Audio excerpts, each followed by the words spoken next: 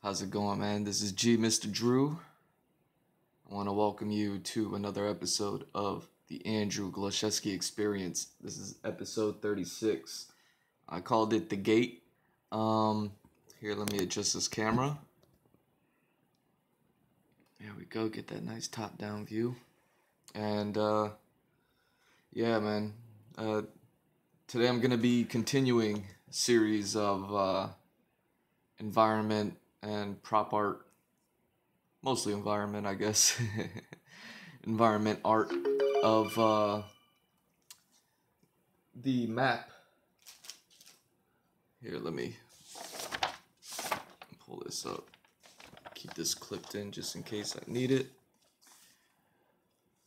So, continuing the close-up environments of these maps so far. Focus. I did one of these mansions, just to give the look of it. A little bit of the town resources, just to give, locations, just to give a look of it. Close up of the top of these red saucers. I didn't get the whole staff that leads up to it, but I got to the very top where the gondola lifts are. And I got to where the gondolas go, which are like these little favela states up at the peak of these mountaintops. Super high up there, super way up there. So as you can see, here's a bit of the town. Here's just some more sketches, but, like a refrigerator, community tools, kind of like spas. Hey, how's it going, Jim? Wait, JJM? Sorry, it's super early. How's it going, man? I'm just getting started here. So, yeah, today I'm going to be continuing some more of these close-ups of those locations. This one is called The Gate. Essentially, it's like the gift shop to any amusement park. It's like the back door. And yeah, this is going to be an interesting one because we have this dragon sitting at the peak of these mountains up here, and he's there for a reason.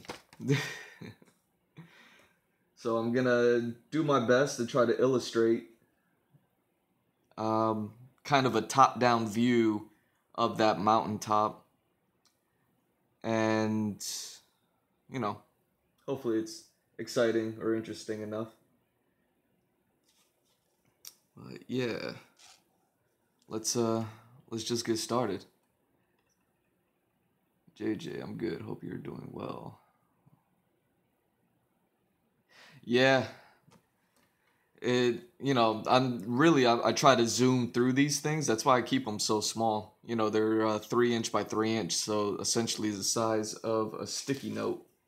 Like, you could see a sticky note fits right over these. I used to measure them out, and then I found out a sticky note is the exact same size, and I was like, oh, I'll just trace the sticky note. But you can see I used to actually measure them out and draw the whole paper, just so you can get the size of it. But yeah, I do it this small just so I could zoom through these things, because if I was drawing these at the size of a whole page, I'd be there forever. It'd take me, 10 hours plus to make any one of these things, where if I work this small, I get the concept out in a matter of, 1 to 3 hours. So yeah, I'm jumping into another one, and hopefully it doesn't take 3 hours. I kind of have an idea of what I'm trying to do.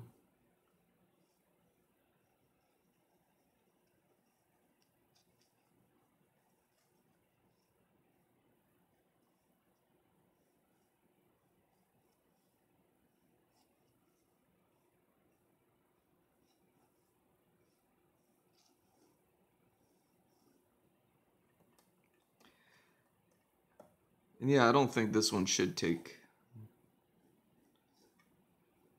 too long. Just because, I don't know.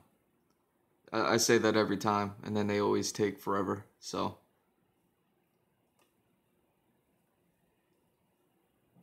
Yeah, you know, these are just concepts, so no need to jump into detail. I mean, like I said, if I show the map, you know, so basically I drew this map, and now I'm just zooming in on the map. So this map is like 10 inch by 10 inch, and you know, it's a whole lay of the land, at least in this part of the world. And then I zoom in, you know, so it's like, okay, I zoomed in on this, zoomed in on that, zoomed in a little bit here, and then zoomed in up here, you know. So it's like little zoom ins, so there's no need to like really jump in. Kind of gives the idea of like, okay, I get it. You know, fancy structures, not so fancy structures, and you know, really cold and colorful. And this one is actually going to be a bit different from the rest of those, just because very similar to how these are all different parts of the society there. This is more alien. This is the one I worked on yesterday, about 24 hours ago. And, you know, obviously it looks a little bit more alien because it's supposed to. And now this one, and these are all in the same region, but this one's also going to look a little different from the rest of them because it's, you know, it's coming from a different place and made from a different people and things like that. So that's why I'm working on this one.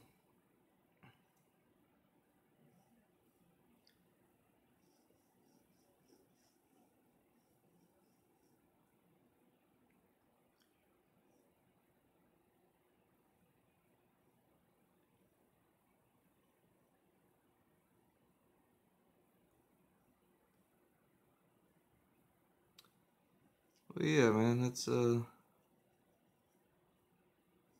I hope it looks cool. I hope it's kind of sparks people's interest. That's the point, you know.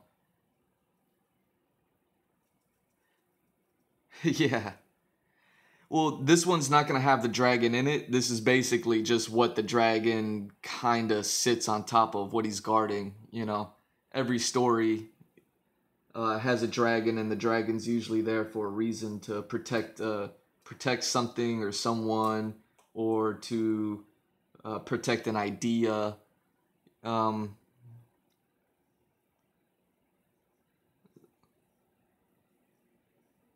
so yeah, this is basically what the dragon protects.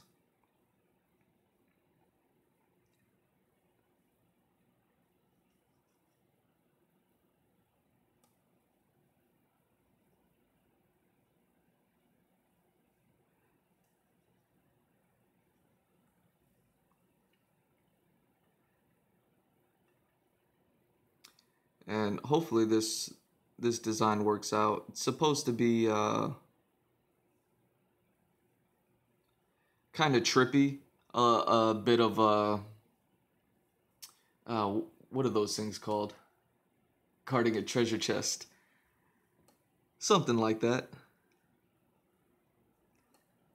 It's kind of like how Cerberus guards the gates of hell, similar to that. So it's less protecting a thing more than it's protecting a place.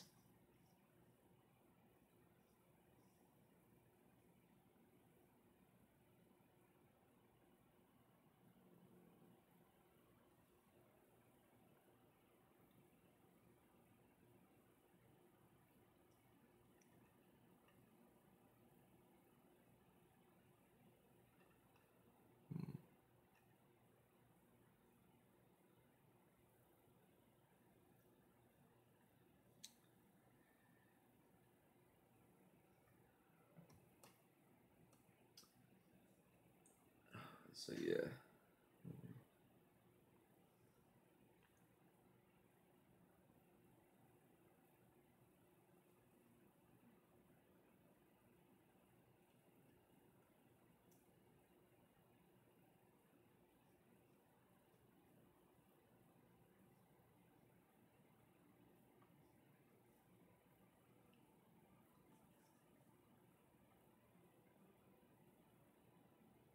Picture from Harry Potter. Was Cerberus in Harry Potter? I watched all the movies. I never read any of the books.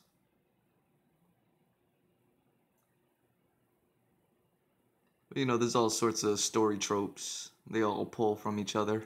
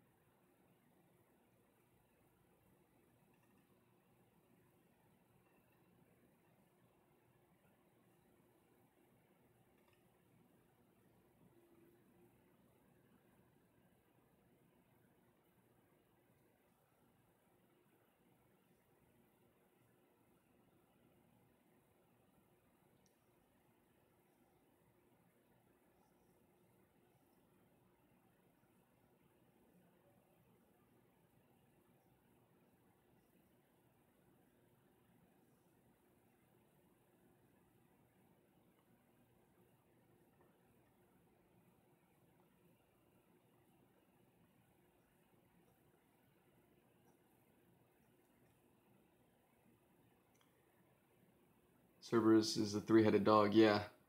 No, you're right. That's exactly who Cerberus is.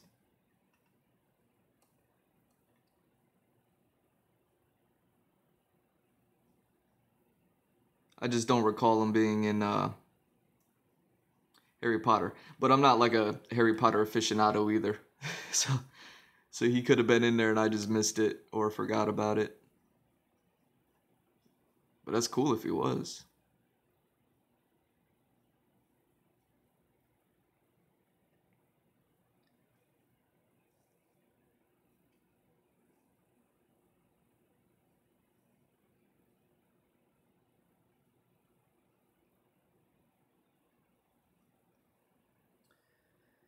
Alright, how do I want to do this?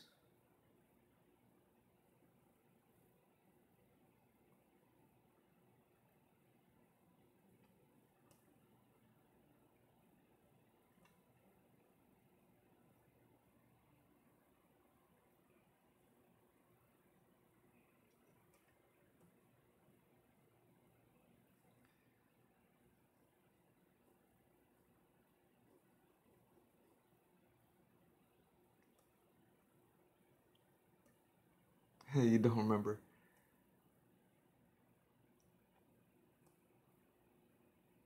Okay.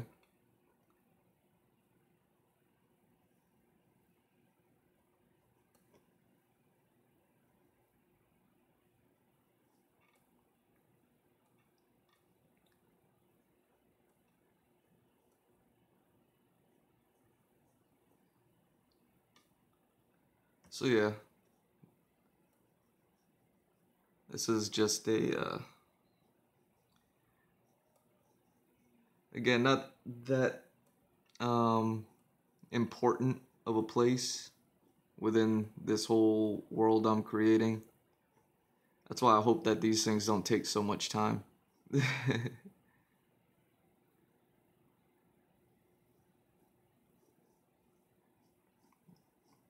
know, the more I work on them, the more time they take. I mean, I'm enjoying creating these things.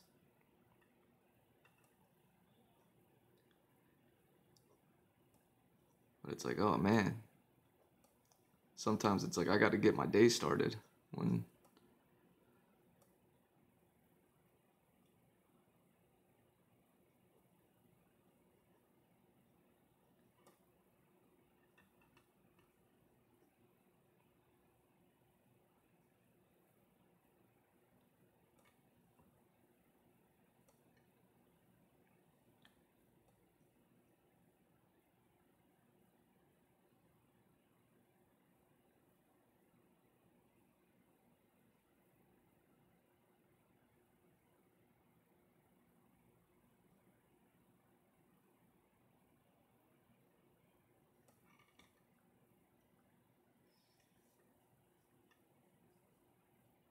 so yeah, hopefully.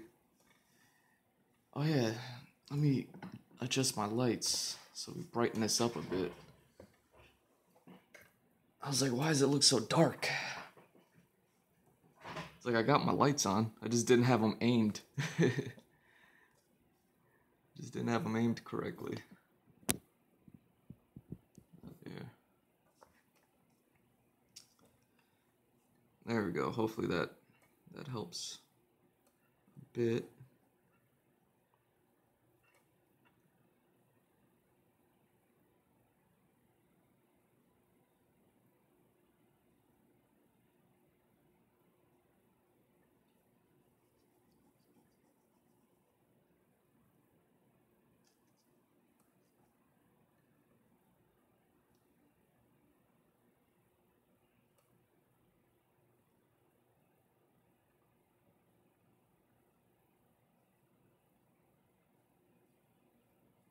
There we go.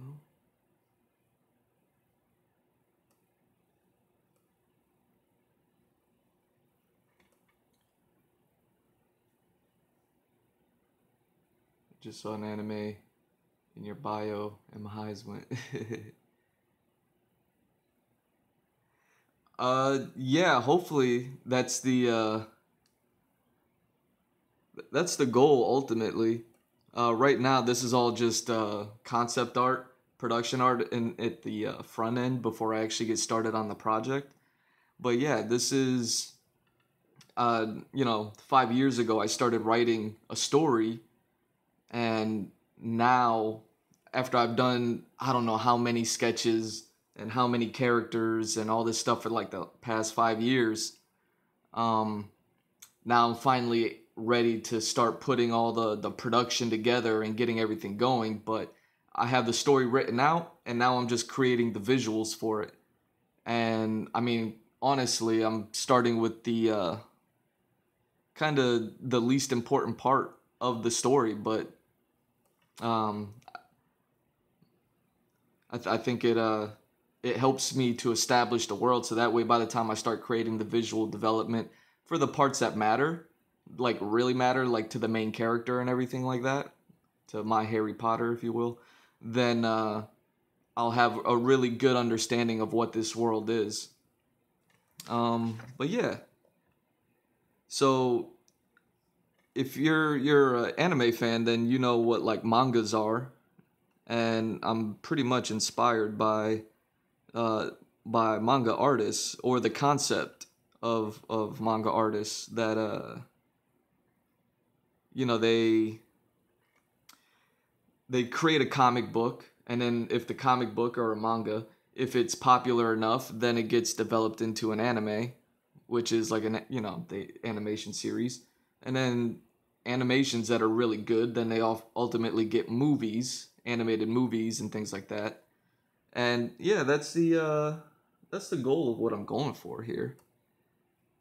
I have a story and I want to create the comic book to it, or the manga to it, whatever way you want to look at it. And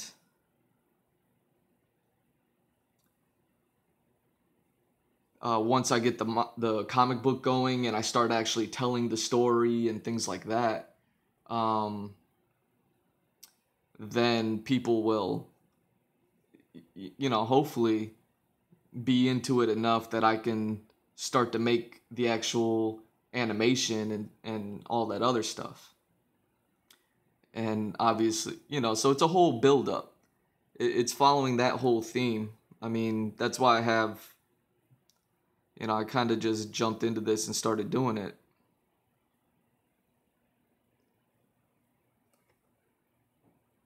But yeah, that's a goal of what I'm doing here. So I kind of stream that whole process of creating this stuff, and hopefully people enjoy it enough and they'll like subscribe and want to know more about it.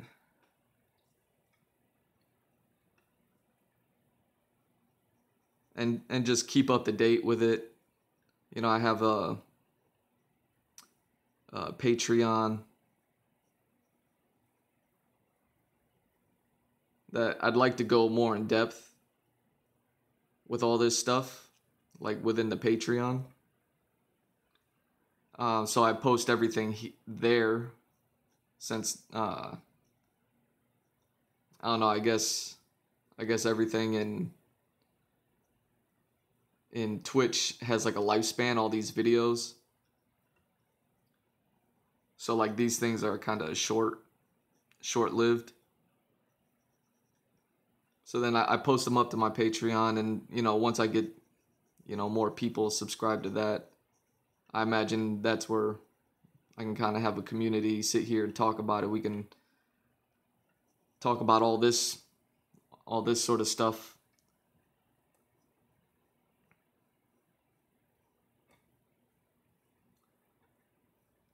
And then I also do like commissions. Like that's the whole thing. It's not like just a hub to get people to come to here, but it's I used to work at you know, doing exhibitions at like conventions and things like that, artist exhibitions. But obviously with the state of the world in that it's in, there's no more conventions going on at the moment.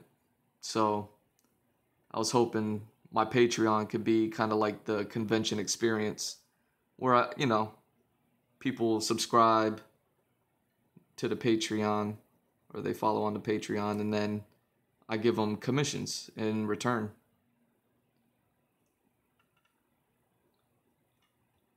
And then while I'm doing commissions, I'm working on this.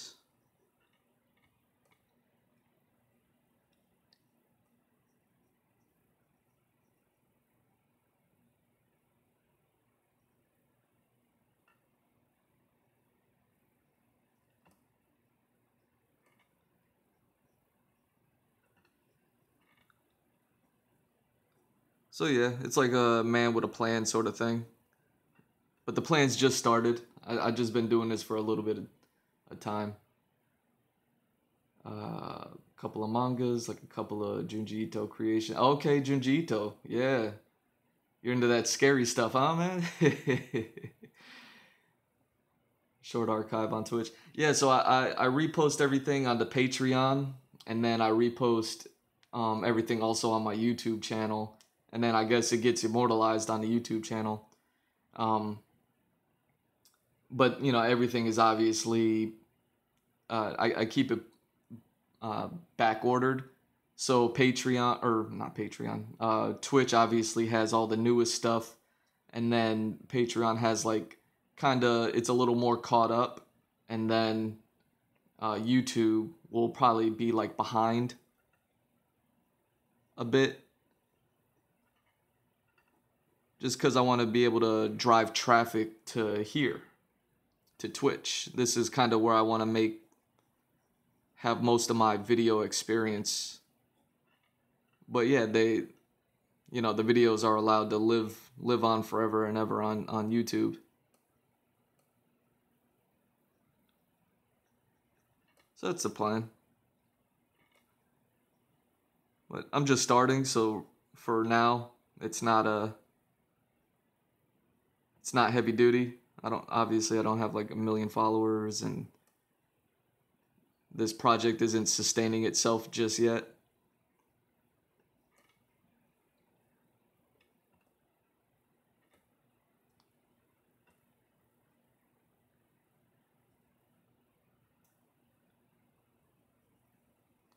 So yeah, Junji Ito, man.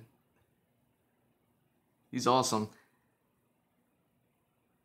He's got all that weird stuff, the Uzumaki and that whole Spiral series that he worked on.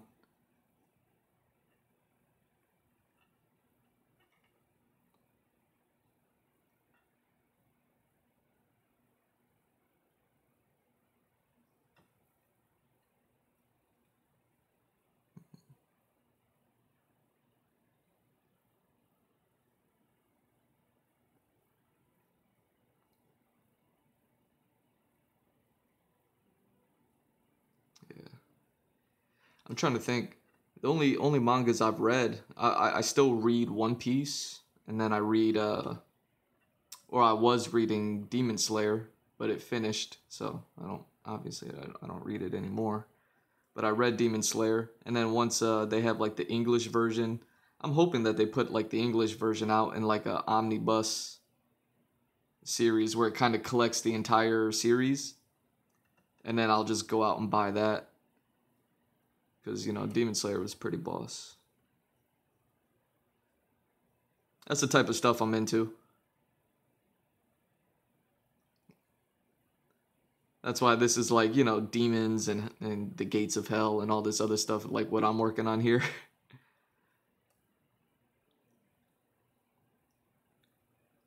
And, you know, like dragons and all this stuff.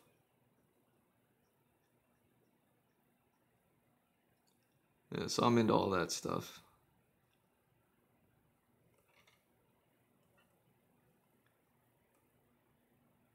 Yeah, I can't wait for the second season to come out. I mean, I thought that movie would have came out last year, but, you know, I think it's still on its way. I think I saw a commercial recently where they're like, "Oh yeah, it's coming soon." Like they just had to figure some stuff out or something.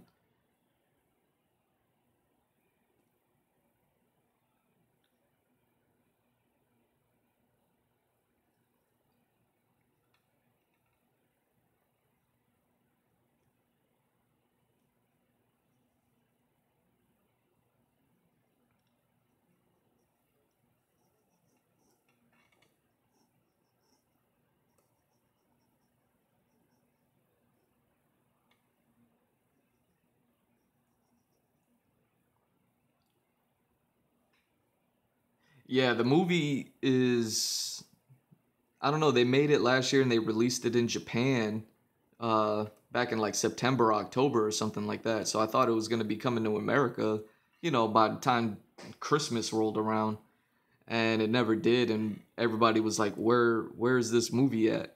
And I don't know, I guess they had to figure some stuff out. There's like some stuff going on with the team and the production, the creator or the producers. I have no idea. But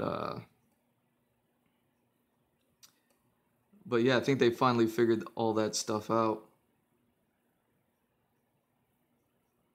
So the movie hasn't come out in English yet, but I believe it is soon. And once it does, yeah, you better believe I'm gonna be all over that.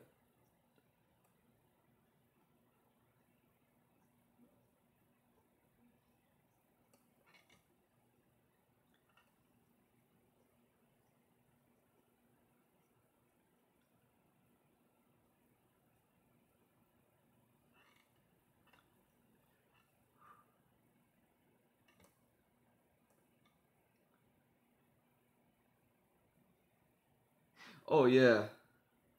I mean, that's probably the format that it's coming in first, right? I feel like the dubs always come out, or the subs always come out before the dubs do.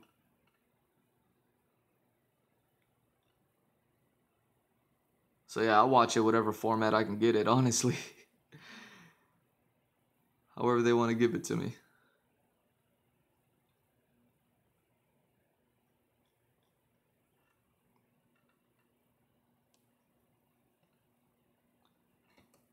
Go.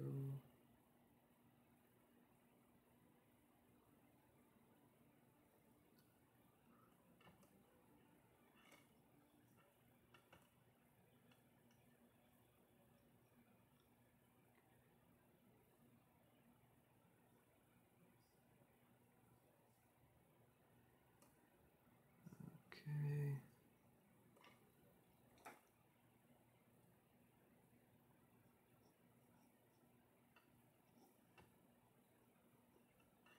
Go. I'm trying to think of what that pattern is. It's one of those like kind of circle-ish patterns that always like repeat. I'm forgetting the word, but it's kind of like mirror. It's an image that's like mirrored onto itself. It's basically what this thing's gonna end up being. Really don't have like crazy plans for it, but hopefully it.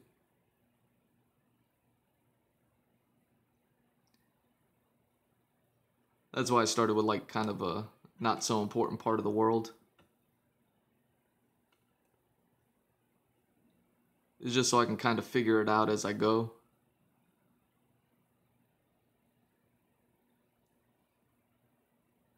So that way, if if I goof up or if I make something where I'm like, that idea is kind of corny, I'm not so attached to it, because it's like, oh, who cares, you know? This part of the world really isn't going to get too much shine once I start telling the story. Like, this part of the world, I think, comes in about halfway through the story, actually. And, you know, the main character ends up in this area, in this land, and he meets some of the characters. And as soon as I'm done with these environments, I'm going to jump onto the characters and start working on them. Subs before dubs. Favorite manga? Oh, man. Like I said, I think it's got to be Demon Slayer. I haven't read too many. I think I've only read One Piece and Demon Slayer. Really, like I read a little bit of Dragon Ball Z back in like the 90s or early 2000s. But the parts of Dragon Ball Z that I was reading was just like what was in the anime. So I wasn't really into it because I had already seen the anime. And plus I was a kid, you know. So I was like, oh, you know, it's hard to get into a story that you already like watched. And it's like, oh, I gotta read it now? Like a kid.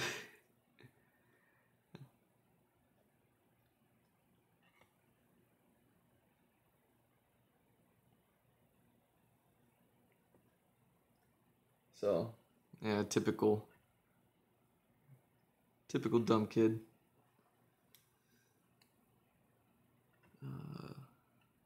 Oh, there we go. That's how I'm gonna do this.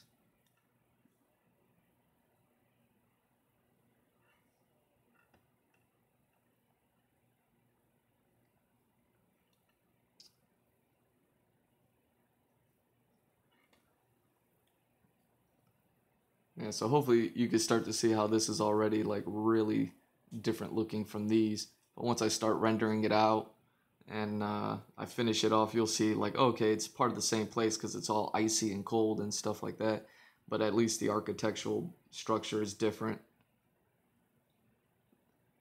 So as long as it looks like it belongs but also looks different, then mission accomplished, right?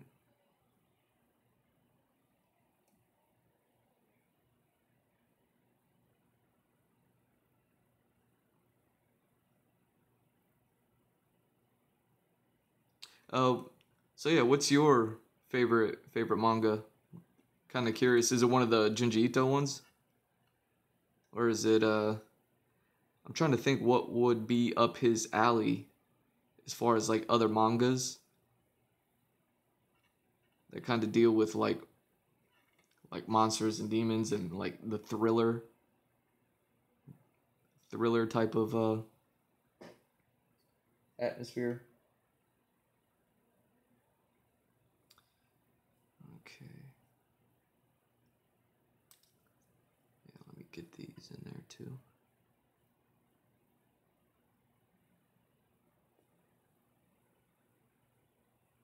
Like I'm trying to think of ones that are kind of like monsterish, but also try to go for that a little more scary aesthetic that's not so like poppy.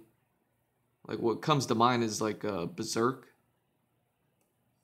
You know, I don't know if it's actually scary. I never read Berserk. I looked at some of the art sometimes, which is, you know, pretty cool.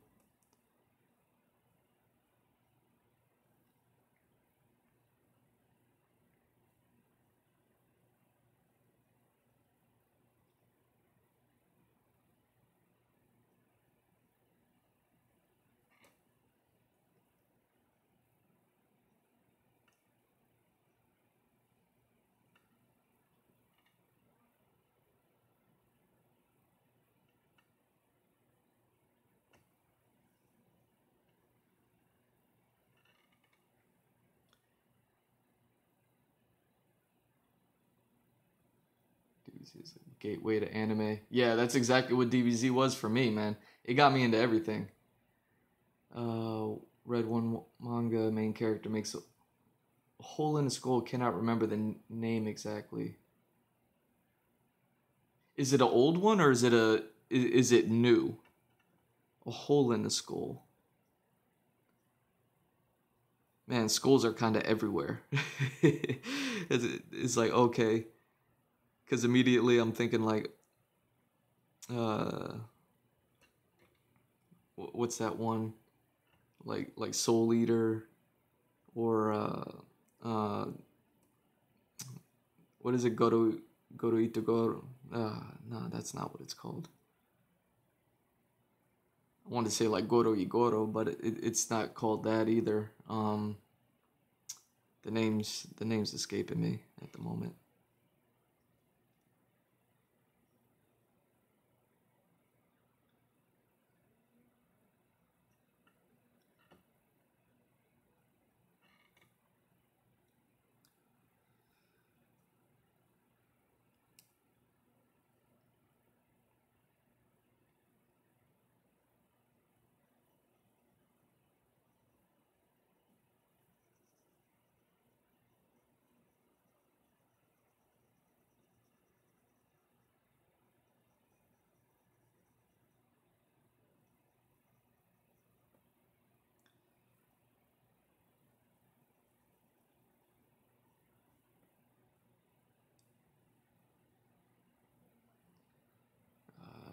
Mainstream manga, it's very short. Homunculus, okay. Oh, kind of like the Full Metal Alchemist Homunculus, but there's a actual manga out there just called Homunculus. I'm guessing it has nothing to do with Full Metal Alchemist.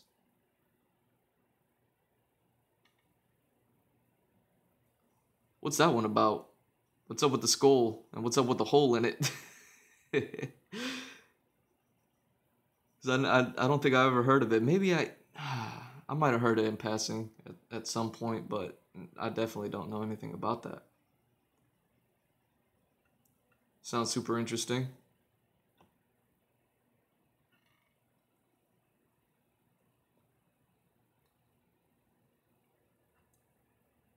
Homunculus.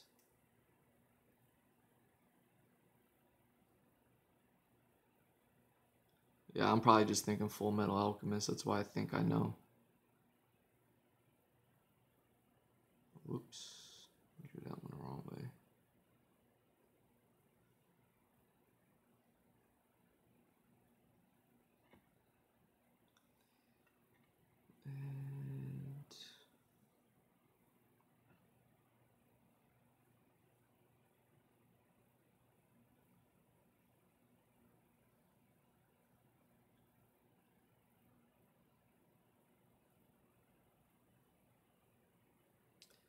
And there we go. That's what this was missing.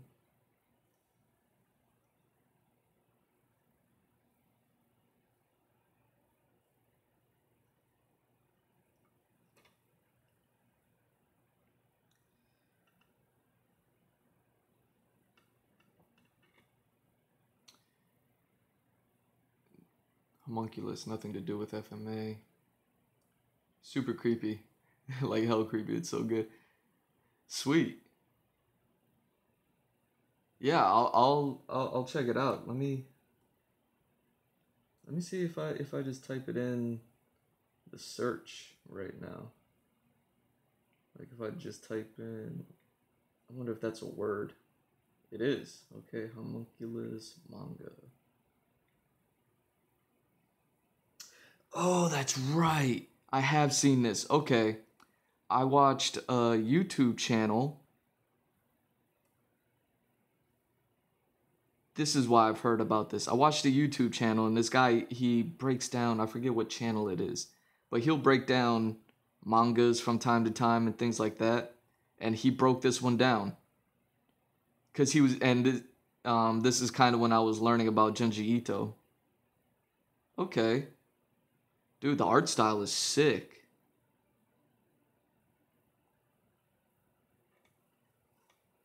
All right. Yeah, I'll look into it. I'll have to see if there's more stuff in there.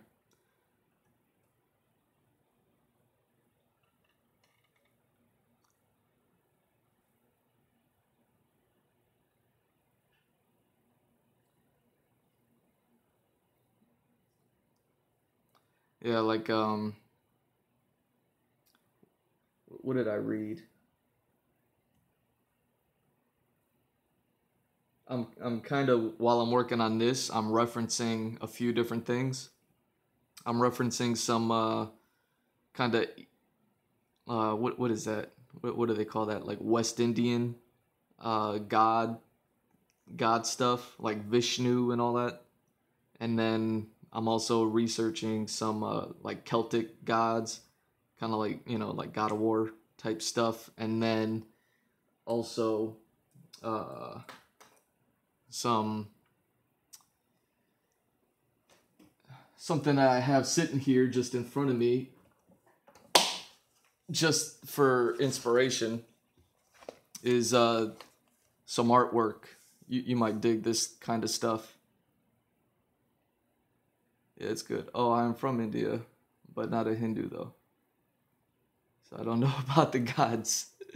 I don't know about them either, honestly. I'm just an artist who's really into cool looking stuff. Well, that's cool, man. That's awesome. I'm in Florida, in America, so that's it's nice to meet you from across the world.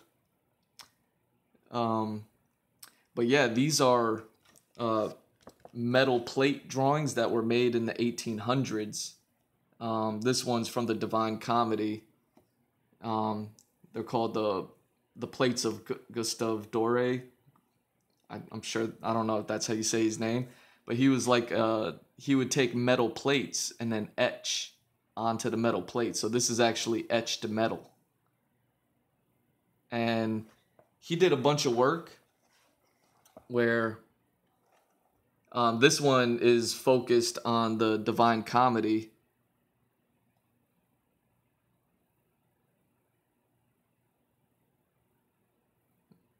Yeah, the Divine Comedy of Dante allegory, when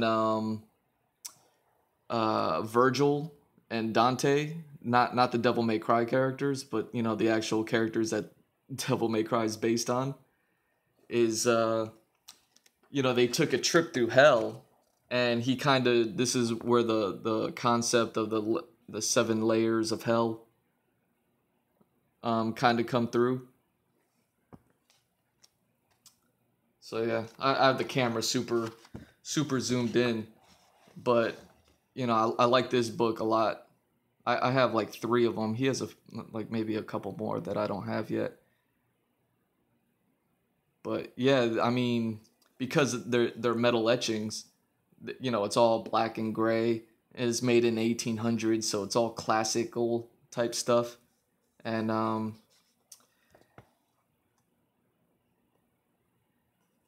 yeah, I had one of my college professors told me about Dore's metal etchings, and as soon as I saw them, I was like, okay, yeah, this guy, he's long dead, this artist, but he was doing this work for the church in the late 1800s, and yeah, he got commissioned to do a lot of like kind of biblical references and things like that. So this image I'm using to reference what I'm working on now. Just as like inspiration. I always liked this depiction, and this is kind of the lowest level of hell. Like, after they go through all the seven layers and they go down, down, down, down, down into hell. You could see this is Dante and Virgil, and they're so deep into hell that they pass through all the fire levels where it's all hot. Yeah. And it's this is the seventh layer actually gets cold, so it's kind of frozen. And this is all like chunks of ice, and this is like a bed of ice here. And then these are all like some of the souls. And apparently, like, I don't know the story too well, but like this is Satan, and he's giant, obviously, and he just sits there and munches on the souls that make it this far into hell because of the sins that they committed or whatever. They're so bad, they get sent to this part of the hell, and all that they get to do is sit around and wait for Satan to eat them. Um, yeah, it's crazy. Dante, it's called the Divine Comedy. If you never like looked into it, there's documentaries on it you can watch, things like that. But it's a haunting story. But basically, the Catholic Church was telling these stories, trying to make people be good. You know, it's like, hey, don't be bad, because this is what's gonna happen to you. But what they ultimately end up doing is climbing down, and then I guess he's chilling in like a hole. So when you cross over and they climb down Satan, they climb down his legs or something like that, and then they pop out on the other end of the earth. Basically they traveled through the center of the earth and popped up on the other side. Oh, here, let me clip this back in. Give me a second. And then, yeah, I always liked that image. So I always knew I was going to use it one day to reference something. And today is that day.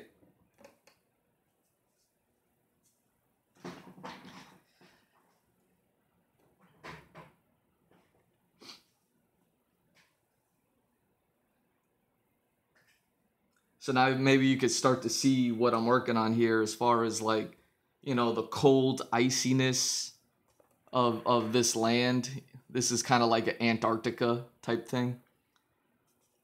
And then this is like a gate, like the back door to hell, essentially. And the dragon sits and guards it.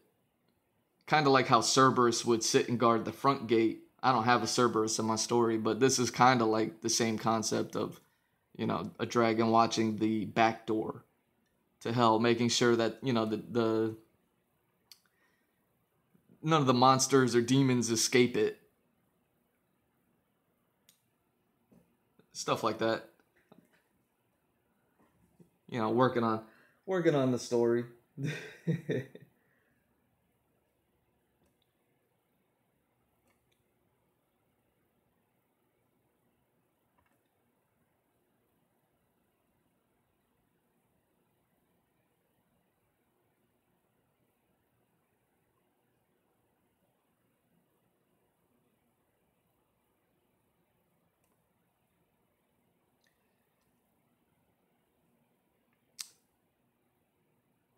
Is mandala the thing that I'm trying to think of? Mandala, where it's like the type of artwork that repeats over and over.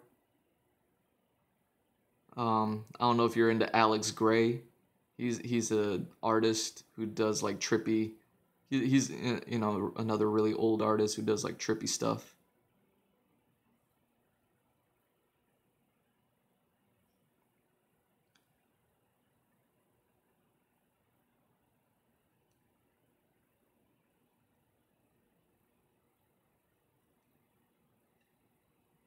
But either way, yeah, you might be into those Dore metal etchings. They're super sick, super creepy. Some of them, other ones aren't so creepy because they don't deal with hell and all that stuff. It's more, it he got commissioned by the church a lot, so he has like a lot of stuff that he did for, like Jesus type pictures and things like that. Not that you have to be like religious or anything like that, but to enjoy the art.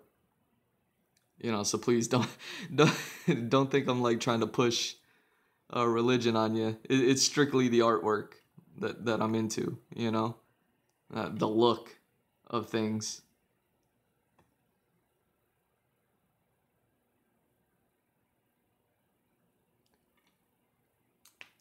Look into it. I'm a Christian. Well, my parents are. Three-headed dragon. Do I have any three-headed dragons in my story? I don't. I have like monstrous dragons. I have like various types. I do have some like two-headed stuff. I do have. Oh, maybe I do have a three-headed dragon. It's not exactly a three-headed dragon. It's not like the Transformer. Oh no, he's only a two-headed dragon still. But yeah, I got some crazy stuff like that. No, I haven't seen it. Cool. Yeah, Alex Gray.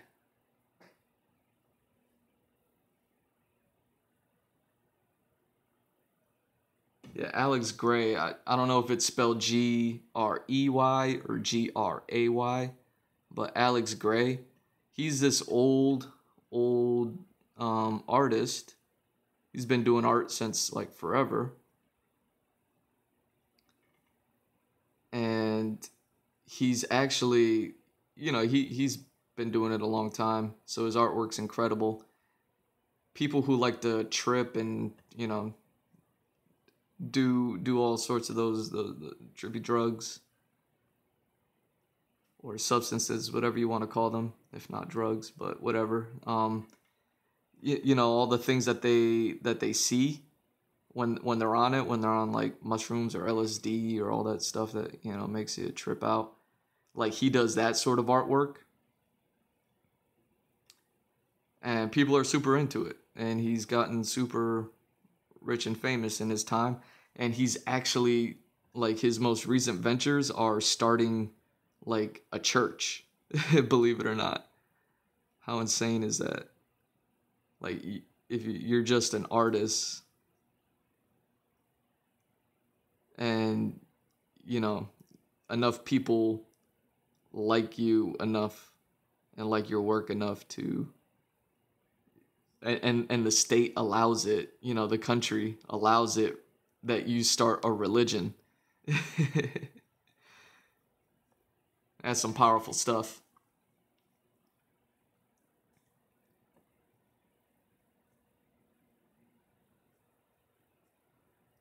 But yeah, check him out. I think like on Instagram or something he's called like Gray Cosm Art. And he does lot of cool stuff.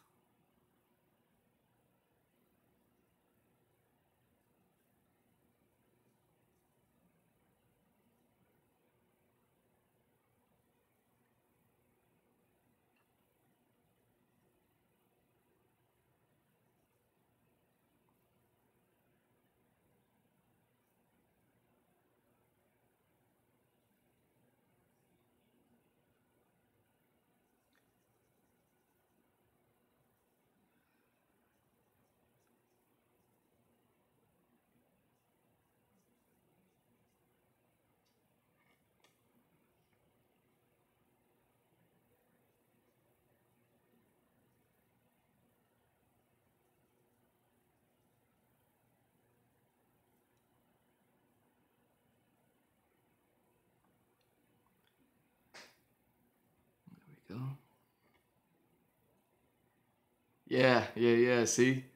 It's a whole lot of geometry and anatomy and x-ray vision and colors. It's nuts. Yeah. Yeah, man. Yeah, you do artwork. You do enough good art long enough and you live long enough. you, you could do some pretty amazing things, I guess. Now, I don't know if I'm trying to do all that. I mean, I'm just a guy who wants to be able to make a living off of my own art. I want to be able to make a dope story that people would want to see and talk about. And, just like we enjoy Junji Ito and Demon Slayer, like hopefully people can enjoy my story and things like that. And just to be able to make a living off of it and take care of my family with my art. Um, and with the story and everything, that would be my goal. I'm not trying to start a religion, a religion or anything like that. That's a bit much. I don't know what I would do with like all that sort of energy.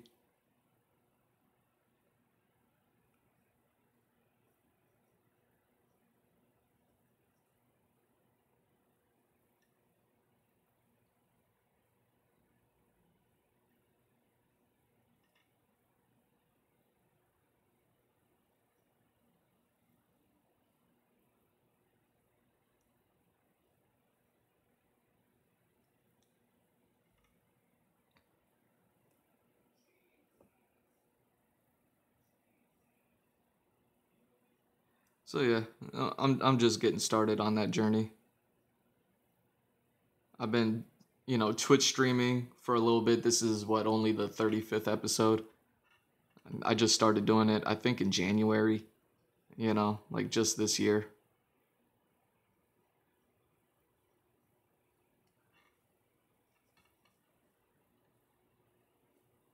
So it's slow going. It's a lot more work than I thought it'd be to try to do this stuff. But I get to meet people like you, and we get to talk about cool shit.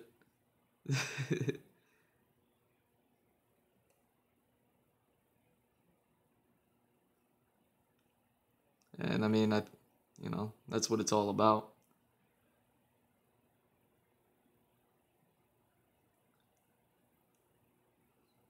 So yeah, I got some crazy like demons and stuff like that. Let me see if I could pull one up.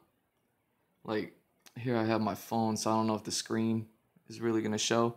But like this is one of the demon characters, just rough sketches that I put together. Just to get the concept out. But let me see which way would be the other kind of hellish character. Maybe he's not in this book. Yeah. See, like I said, I've been working on this for like a good 5 years. So everything was all about writing the story, planning out the characters, the worlds, the environments, everything like that. It must not be in this book. I got like several. This is just one book.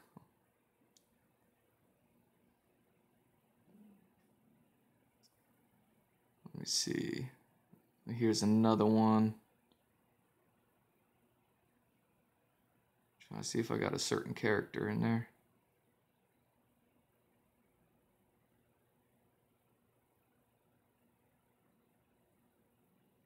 Yeah, I'm not finding them.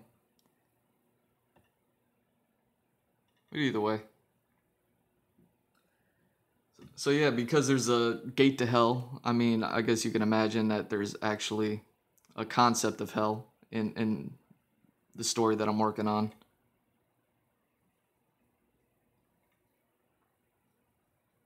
Or something, akin to it.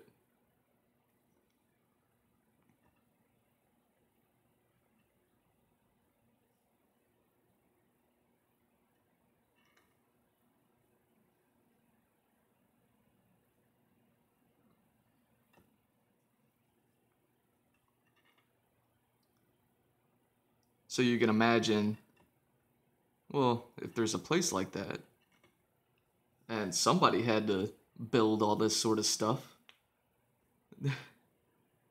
that, maybe there's some really dope monstrous characters. And yes, there certainly is.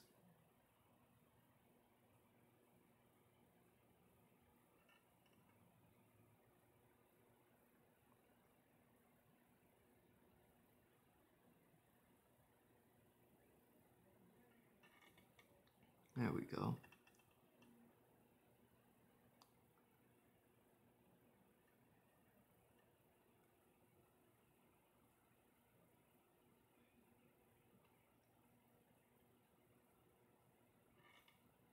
All right.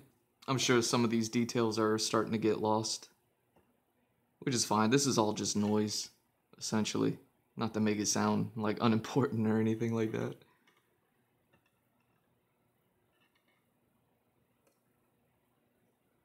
Because it's all important. Of course it's all important, but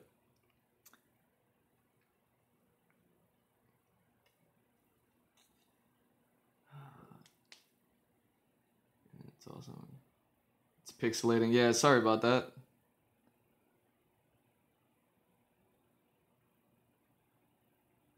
It has to be a dope monster in hell. Yeah, I got a few of them.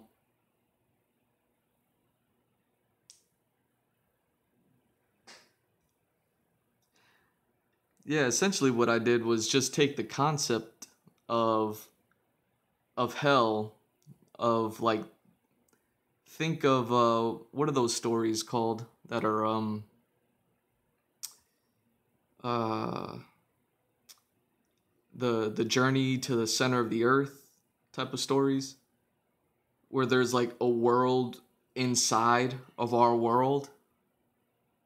I mean, if you just think about that, you'll start to kind of grasp the concept of the hell thing that I have. But it is hot in there, and it does pull from like the concept of the seven stages of hell and things like that, of like, there's different levels, different layers, different um like monsters and beings that live within it. Live being a funny word, right? It's like, well, if they're hell, aren't they dead? um not not exactly.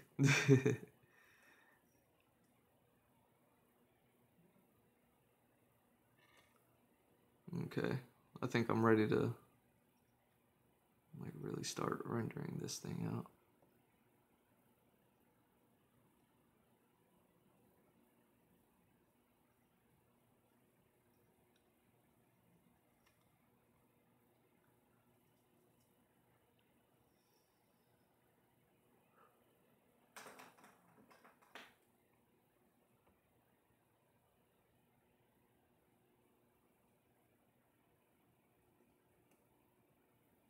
Oh yeah, there we go. Really liven this up and drawing some eyeballs.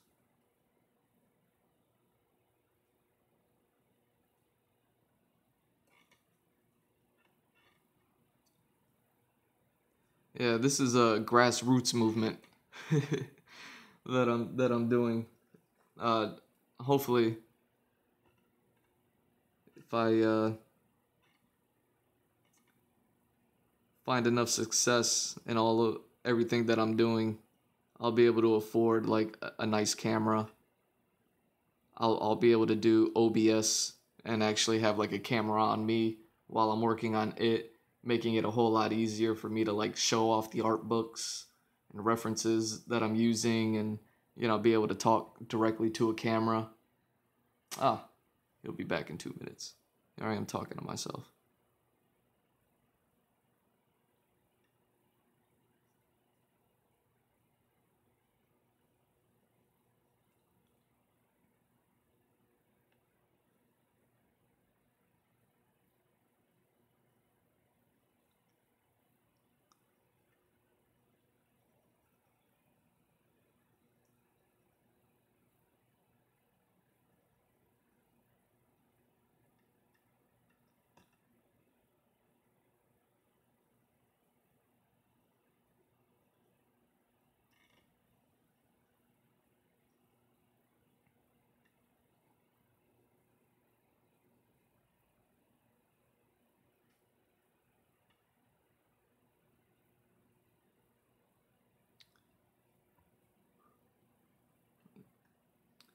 Yeah, this is actually coming along nicely.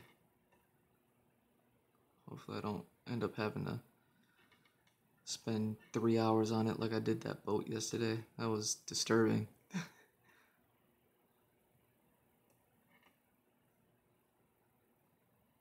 Spending all that time.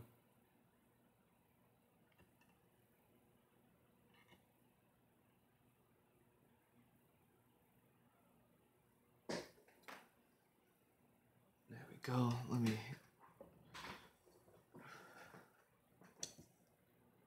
Yeah, we're focused.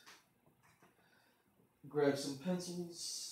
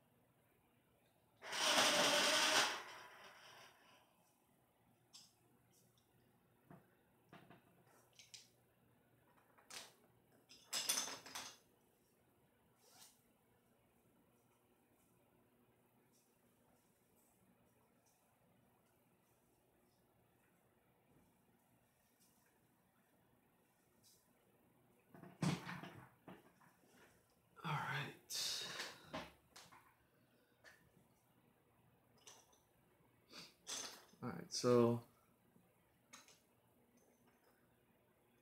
obviously the water stuff is going to be blue, and the rock stuff is going to be something brownish.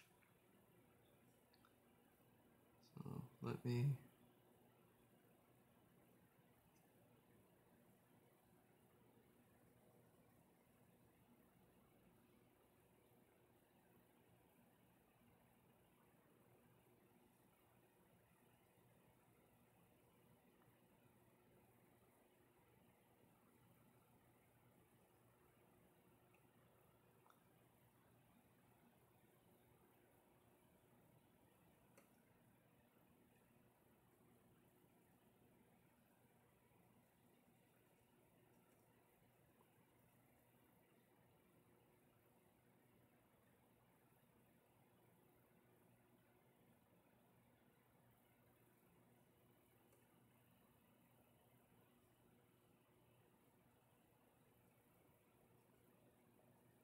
There we go.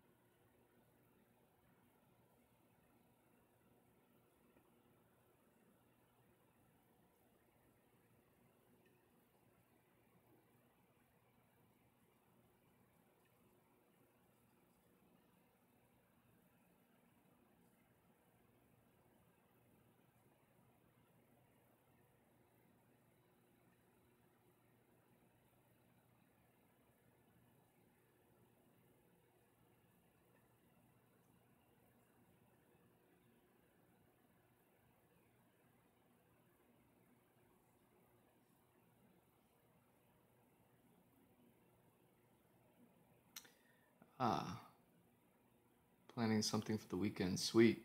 It is Friday. Don't listen to music while you draw.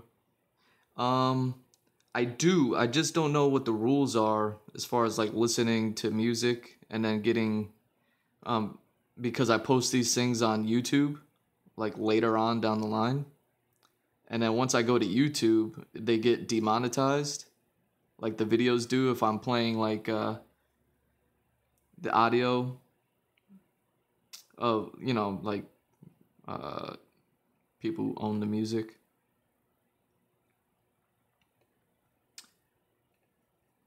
I because my computer can't handle video editing like I thought it could when I started this. I can't edit the videos down like I thought I would or take the audio out. The original plan was to do like voiceover or to play music while I stream so that way I can just kind of chill and do some art and people can have something to listen to while because sometimes I'll be like deep in thought and not be talking. And so yeah, normally I do. But with everything that I'm trying to do here, it just hasn't worked out. I sometimes I'll put the music on really low, and then YouTube when I uploaded it was still like, oh no, we can hear that music. We gotta like demonetize your video and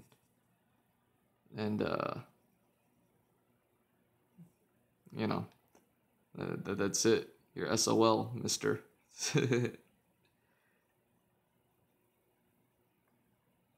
So yeah, normally I do, but for the streams I don't. I try to do my best to like talk and just throw my ideas out there, you know.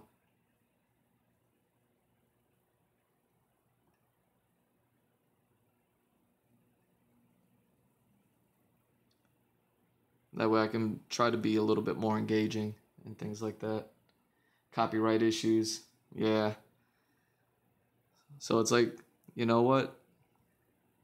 Like maybe one day I'll start making my own music, my own sounds, and things like that.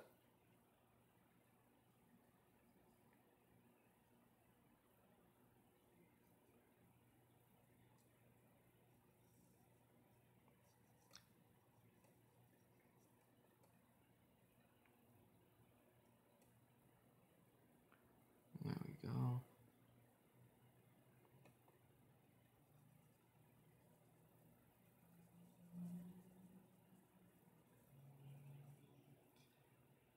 So yeah, like right now, what I have playing in the background is I don't know if you watch Maximilian Dude or if you know him on Twitch, but he's live streaming Guilty Gear right now, and that's who I have playing in the background.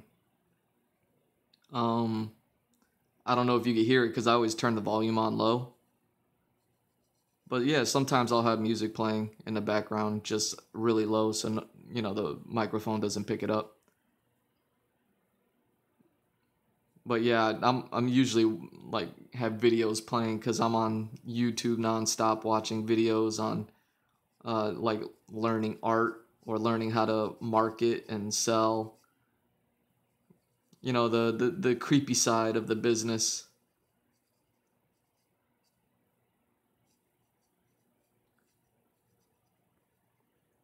Stuff that's kind of cringy, but eh, if you want to be in business for yourself and you want to work for yourself, you kind of have to learn business, you know.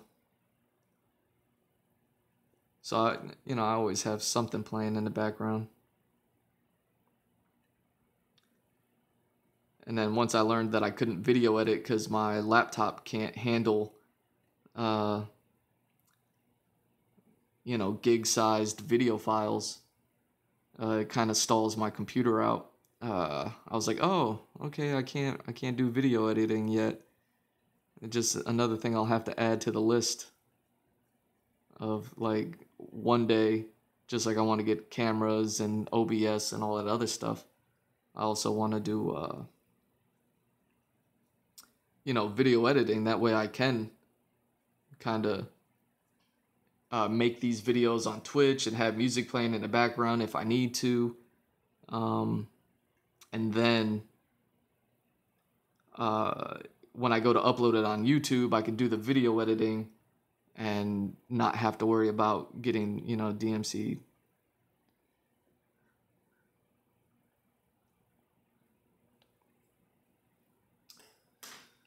Okay, I think that's enough of that. So let's go into here.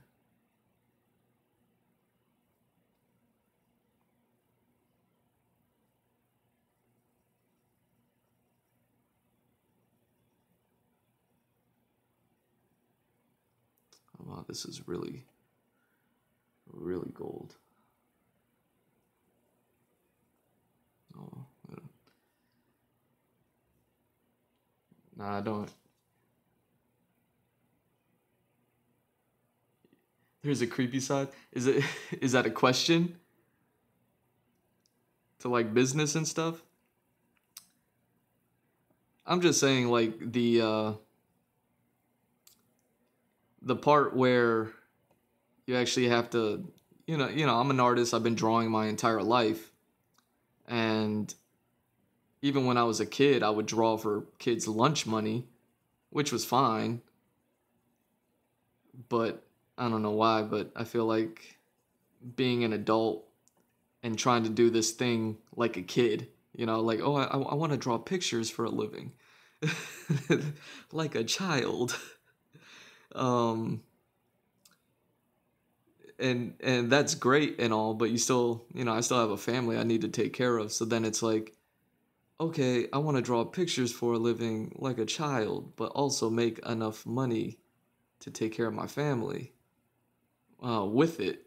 so that way I can dedicate more time to it instead of, you know, working a side job or something like that, or working for a company and then, you know, cutting my time in half.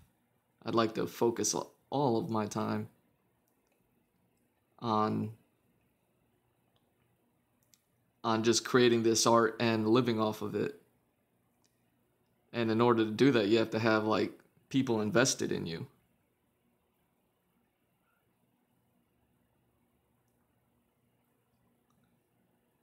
So that's all I mean by the creepy side of business. I guess it's not so creepy. You know what I mean? If people believe in you and they want to support you, that's a beautiful thing.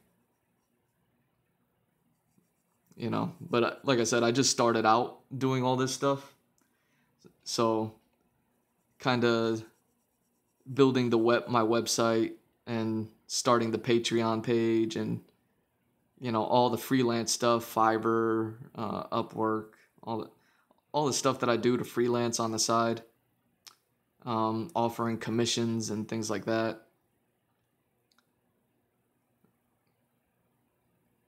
Like you have to kind of market and sell yourself, you know, like you're a business, like you're Walmart basically, or like I'm Walmart, and it's like, hey, I have a product to sell. Don't you want to buy this product? Like I'm kind of more of just, I just want to draw, man. Can I live and draw? So it feels a little cringy to me whenever I tell people like, oh yeah, you know, you can support me on Patreon. Or you know what I mean? With a low monthly payment of $3 a month, and you can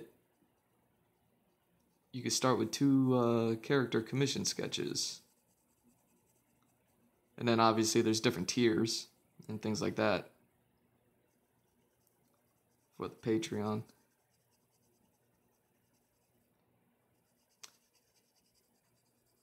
Yeah, it's all just a little bit odd. And new to me.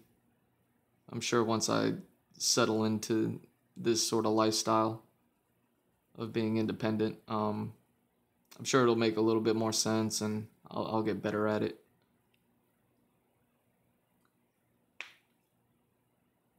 Can I get a tip? You need somebody to back you up. Kind of get you.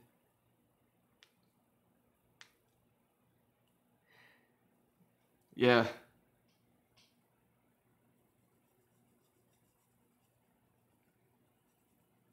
Man, I need a whole lot of people to back me up.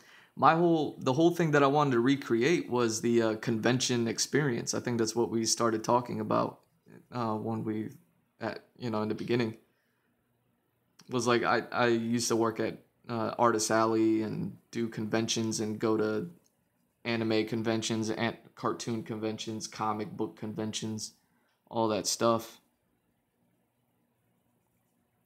And I kind of miss that. So I had this brilliant idea to make it digital, make it a whole digital experience where I bring the comic book convention to you, or I bring the Artist Alley experience to you, where it's like, you can enjoy my artwork and you can enjoy all this stuff and I can drop knowledge on you. And if you want a commission or a sketch, like, you can hit me up on any of these channels. There's all sorts of contact information I have everywhere. And links to everything.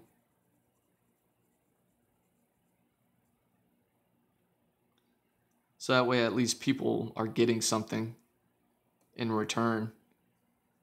I do all the free videos and I record these things so people can see the process.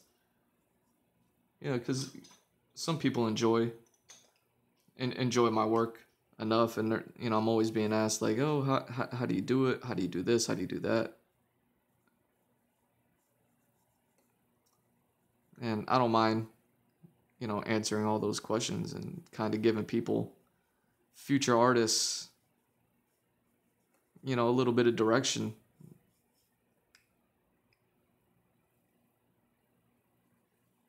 Okay. That's enough of that.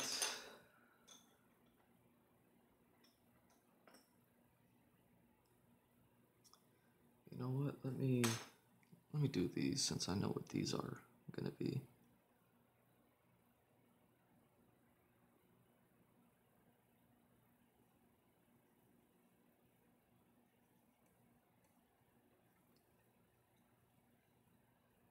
Oh yeah, what if I get into that kind of drawing?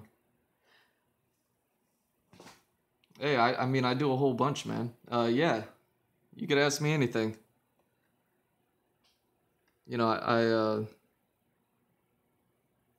I'm into animation, cartoons, illustration.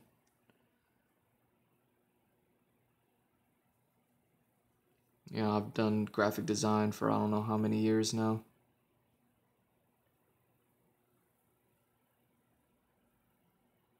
So absolutely, man.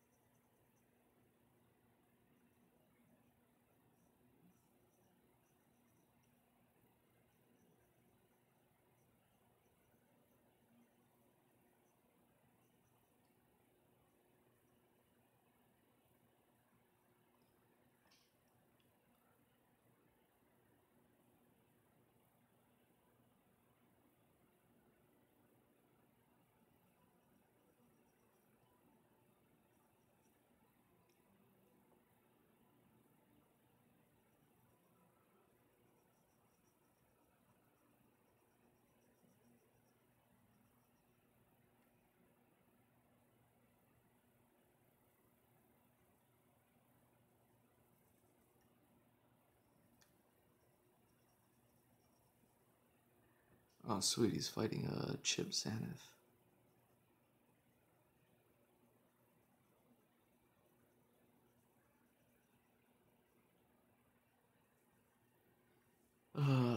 Just started drawing, so I might hit you up in the future.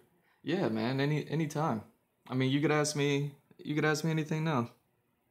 You know, I'll do my best to answer whatever I can.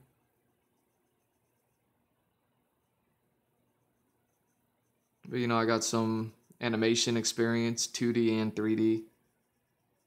I have a bunch of graphic design experience, especially when it comes to like branding and print. You know, whether it's like clothing and apparel. And then you know, I'm into comic books. Done a little bit of comic book work.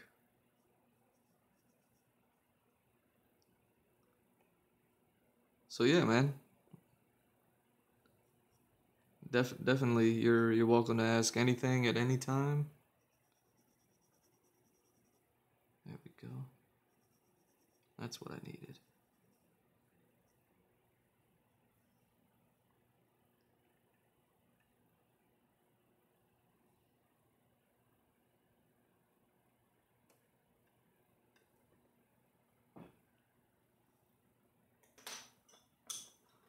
It's starting to get light out. So I might hit you up in the future. I'm just drawing silly kid stuff, so like a 0 level beginner. That's fine. Yeah, anytime, man. You know, I try to stream once or twice a day.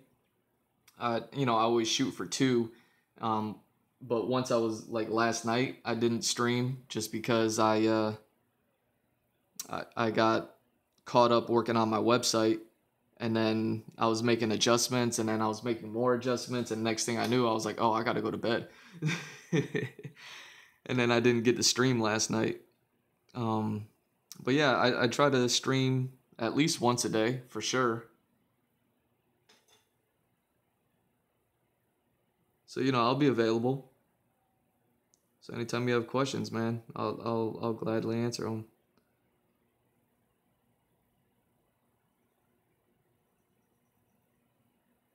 Oh, that's right. I got the new color going on here.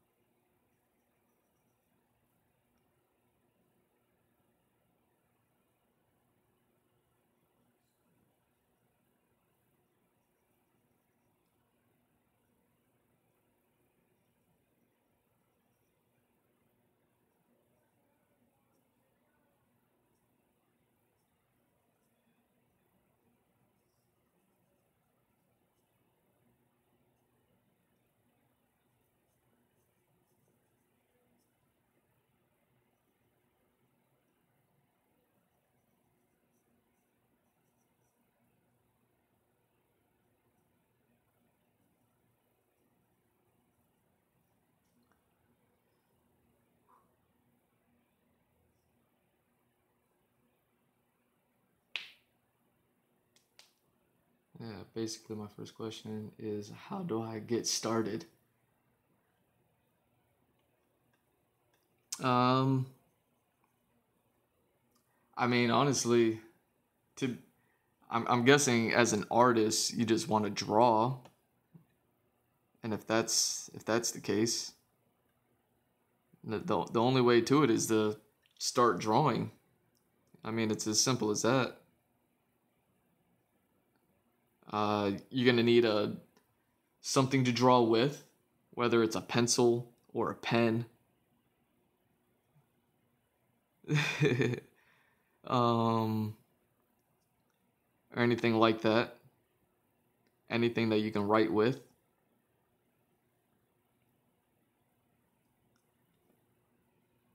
And then you need something to draw on. So when I was a kid, like when I started out, when I was a kid, I was doing pencil drawings on paper that my mom would bring home from her job. So my mom worked at a bank. So a lot of my old drawings actually had like the bank logo on the back of them because I was working on my mom's work stationery. And that's when I was drawing like Dragon Ball Z and stuff like that. So that would be the first thing, is just find something to draw and find something to draw on, and then just start drawing. Just so that way you get your hand and your mind and everything used to the fact of like, okay, I'm drawing now. Like, this is official. I'm drawing. I mean, I guess that's like the basic idea. A bank logo. Your art is the bank's property. Yeah, I never even thought about that, but you're right. Equity Bank. I don't know if Equity Bank is still open anymore. I'm pretty sure that bank got bought out or closed down or something. But yeah, I still have some of those drawings. They're on my website. My website, it details everything that I've done: graphic design, animation, illustration. It has everything. And it definitely has some of those Equity Bank pages from 1999.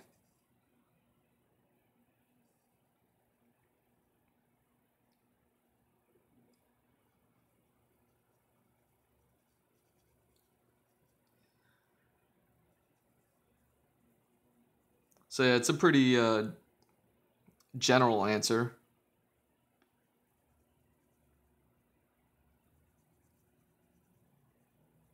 But that's just, to get started generally.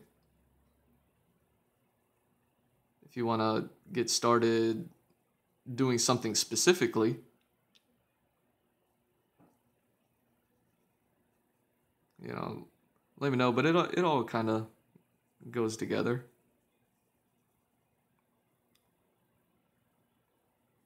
Like I got a degree in animation. It's because I'm into animation. And then when I learned that, um, and then I got out into the world, and then I didn't get a job in animation because I couldn't find any work. And the work I could find didn't want to hire me. I had to adapt. And then that's when I got into graphic design. It was the only work I could find, and it's not like a bad thing. But I had no experience with graphic design.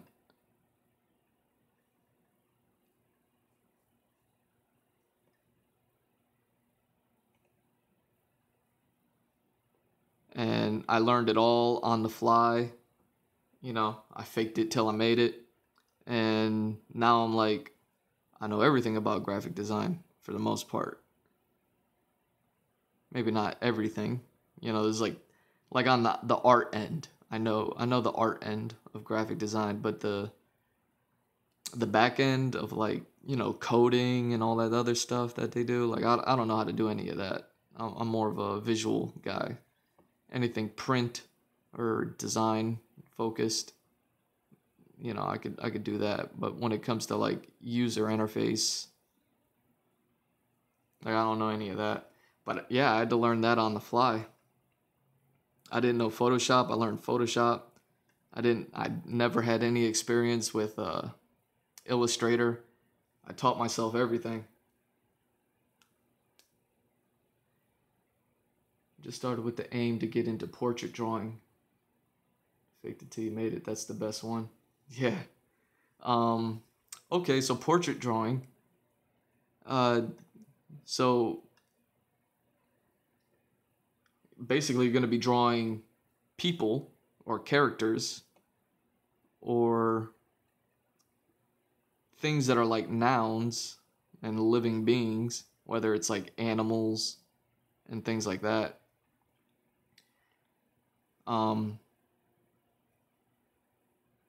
You know, because if it's not a living being, then I guess it's more of an environment drawing. But yeah, you're gonna want to get into anatomy. You know, so in order to draw people and to draw animals and things like that, yeah, you'll just have to get good with anatomy and understand that.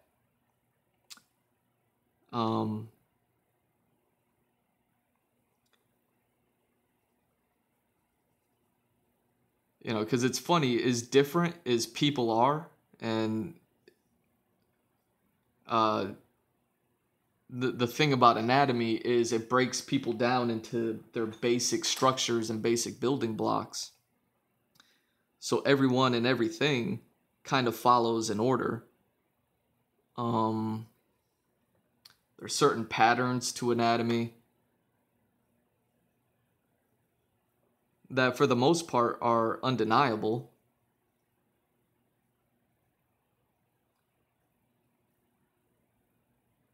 So you know, once you get good enough, it's like once you could draw one person, you could draw 1,000,000 people.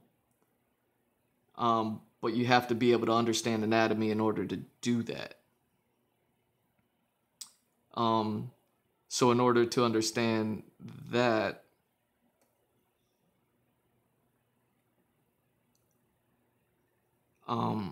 yeah, I would suggest,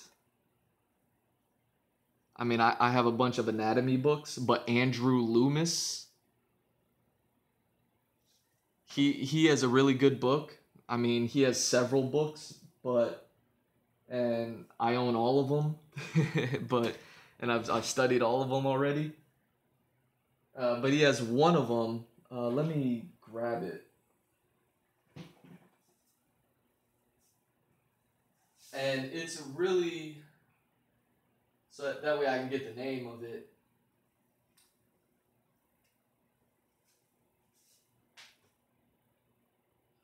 Where is it? Where is it? Where is it?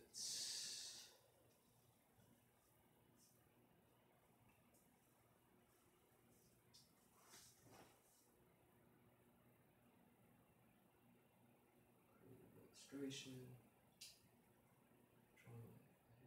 Hands. Hey, where's my Andrew Loomis book? This is so crazy that I can't find the book. I found the other three.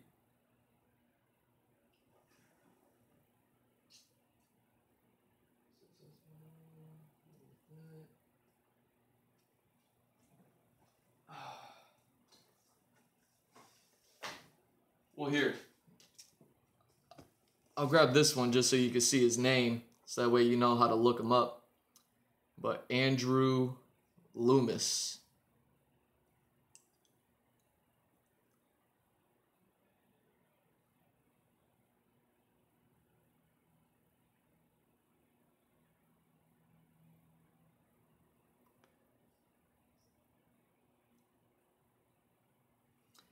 So this guy, he has a few books. This is just one of them.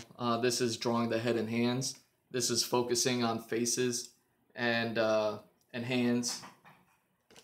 And, you know, this will definitely help with portrait stuff like that because it dives in. It'll break down anatomy. And when we say anatomy, it's not like just the outside face.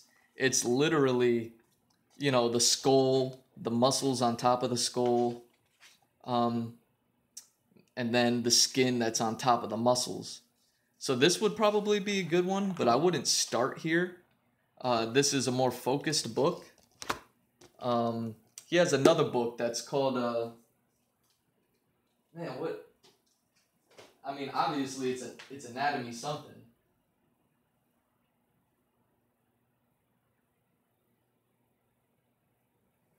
And for some reason, I've misplaced it.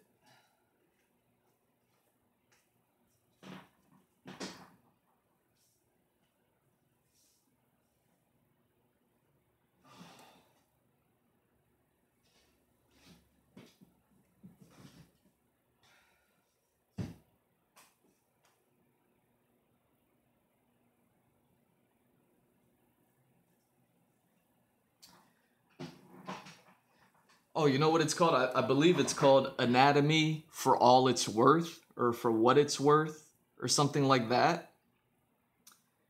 I can't believe I can't find the book right now.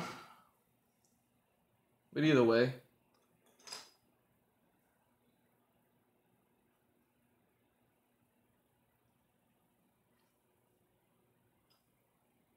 But yeah, I mean, that would be the start, though, is to just start to understand anatomy. So if you get his book, or you just look up anatomical references online, there's a bunch of YouTube videos and things like that. You know, there's a ton of it because it's so important to be able to design anything that relates to designing people. You know, so like if you're a character artist, you have to understand anatomy. Even if you want to create like make-believe monsters and things like that, you should have an understanding of anatomy in order to make your monsters believable. That's why sometimes you could see a monster and be like, oh, that's a really good looking monster. And it's because they've probably taken the anatomy and then twisted it in a way that it still works. Okay.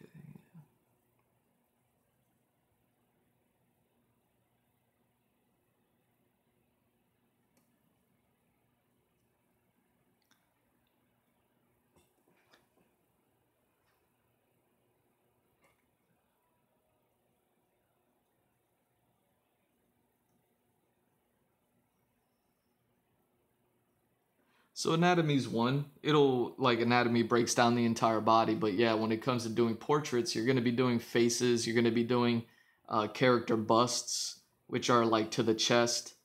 You're going to be doing, you know, all the way to the waist down, or, you know, or from the head to the waist up, I should say. And then like full body character commissions, which would probably be the best. Where, you know, you go from, you get everything head to toe.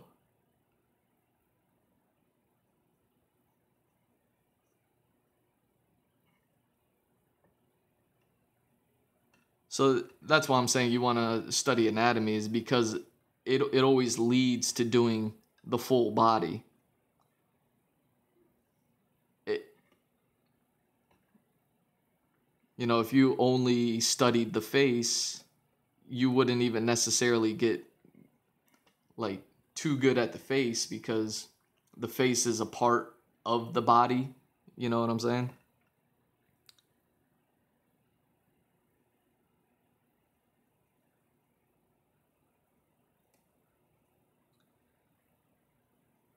But yeah, there's a ton of tutorials. Like, all the artists will break them down.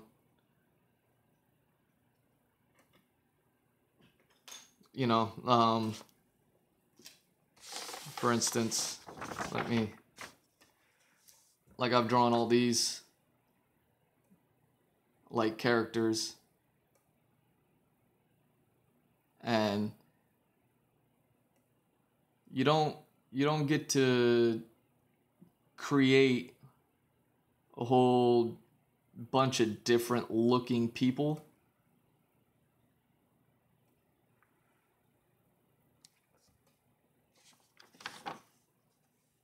Yeah. Yeah. I love me some Zoro. That's actually my favorite Straw Hat. But you know, you can't draw like all these people without like an understanding of the muscles in the face. Like once you get to understanding that stuff, you could start to like freestyle and play with it.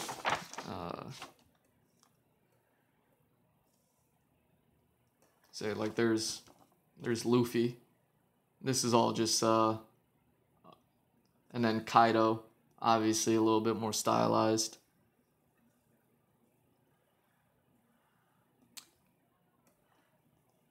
Let me crank this camera over so you can see the other page. But yeah, here we go.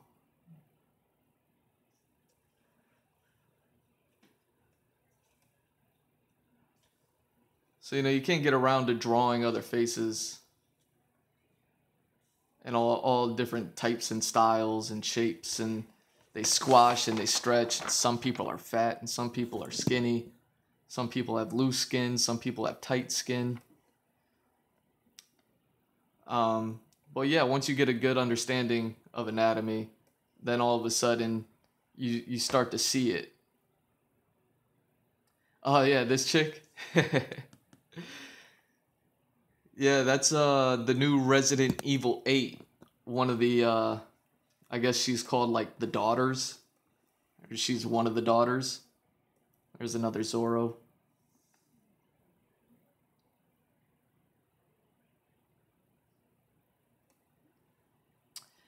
Time? Nah.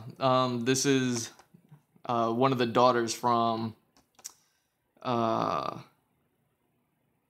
Resident Evil 8. The Resident Evil game that's going to be coming out, I think, next month. But yeah, that was the point, you know. It's obviously it's like a scary game and all that. So she's like a vampire of some sort. I don't know too much about the game. But when they released the trailer, I felt I was compelled to draw it. This was maybe 4 weeks ago. Or about a month ago, I drew this.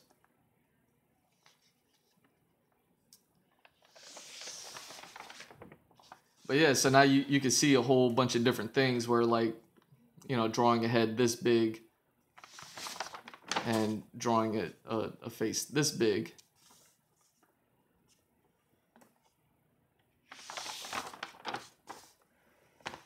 Hey, thanks, man.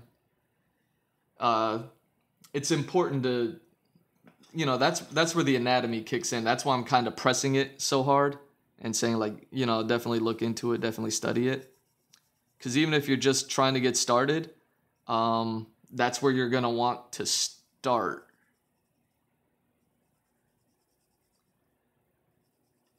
I guess you could just start drawing faces because, you know, you kind of have a good idea of what a face is. It's a nose. It's a couple of eyes that are above the nose in some way. And then there's a mouth, and the mouth probably has lips around it. And that's below the, like, you know the structure of a face. So maybe you can just start drawing. But once you start drawing without, like, study or referencing or anything like that, you're going to be like, hey, how come this doesn't work out? Like, how come this isn't working out like how I want it to? And then that's when you're going to be pointed in the direction of, like, oh yeah, study this guy's anatomy book or that guy's anatomy book, or look up this guy's YouTube channel.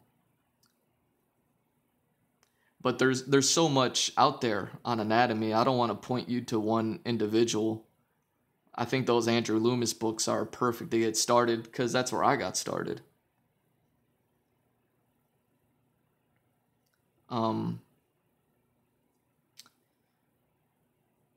But yeah, once you start studying and understanding anatomy and you learn how to break down a person's face, then at that point you could look at anybody and now you know how to break down their face because you're like, oh, okay, this is what their nose is doing. This is what their cheekbones are doing.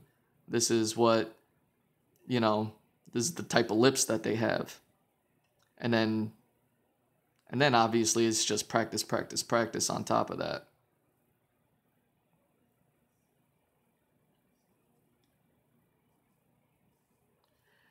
Yeah, I'm actually a whole lot better at drawing characters than I am, or people and portraits and things like that, than I am at drawing environments like what I'm doing now. I'm actually like not that good of an artist when it comes to drawing environments like this. That's why I'm doing it, is to get better. And that's why it's such a struggle, and that these videos take so long to do, is because I'm still learning how to do it. And there's just so much to it and to learn. That's also why I do it at 3x3, is because I'm so inexperienced at it that, you know, like I said, I'd be here forever if I was trying to do it big. So I said, let me do it small. And then once I start getting more confident and I start working on more important environments in my story and things like that, they'll probably start to get bigger. Maybe.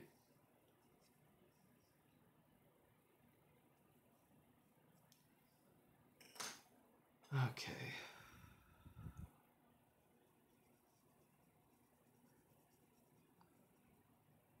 But yeah, always just start drawing. That's for sure.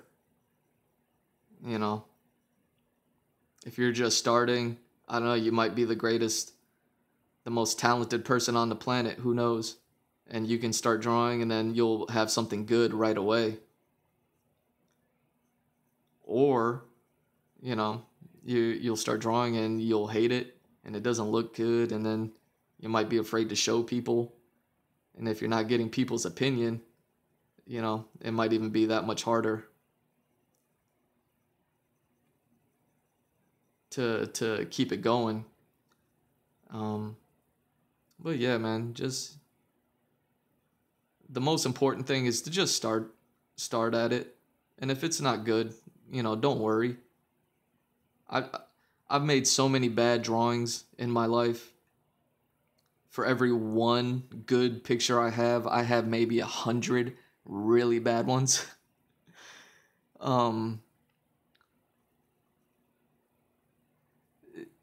Things that I'm just ashamed of when I go back and I look at them, and I was like, oh my God, what was I doing? What was I thinking? How is this even a piece? How is this even like a work of art? Or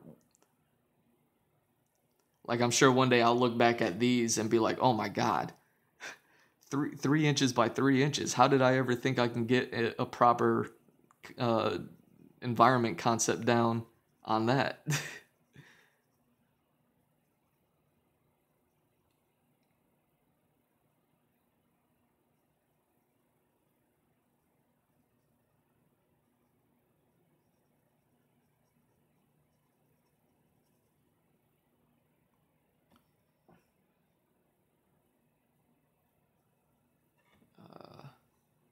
Show my, will you laugh rolling on the floor? Damn, if you say you're not experienced, then I guess I'm not born yet. The cringe moments. Well, I have a lot of experience with drawing characters and people. And like I said, when I was doing art conventions, I was drawing like character portraits. So people would come up to me and they would say, hey, I really like Full Metal Alchemist. And then I'll draw like Envy from Full Metal Alchemist. You know, things like that. Or I really like Goku. I'll draw them a Goku. Or they're like, oh, I made a character. I made up this character. Can you draw them in your style for me? And then I'll do that.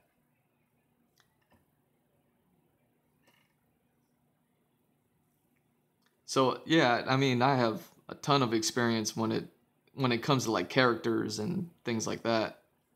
Once I'm done with all these environments, I'm actually gonna jump on to the characters of this land. There's not too many because it's, you know, it's such an icy place. There's a low population. and just not that many main characters in this part of town. But I do have a character associated with the boat. I have the dragon, which is associated with this gate that I'm working on now. And, you know, there's probably a couple others that I'm just not thinking of. Yeah, there is. So once I get done with these, I'm going to jump onto those characters. And then you'll see me working on, like, character design. And, I don't know. Hopefully it'll look a lot better than this stuff. Like right now, I am struggling to make this stuff work. I'm like, oh my God, I have no idea what I'm doing. Like I'm aware of environment art. I've studied it a little bit, but I never actually put it into practice. And like made up my own stuff. That's the most difficult, is when you have to make up your own original thought that when people see it, they're like, holy crap, I can see what you worked on. I can see what you did here, but I've definitely never seen it before. That's like the end goal. That would be kind of what you want in order to make this stuff kind of successful. So that's what I mean by like I don't have experience with environments, is I just don't have any real time in on creating my own.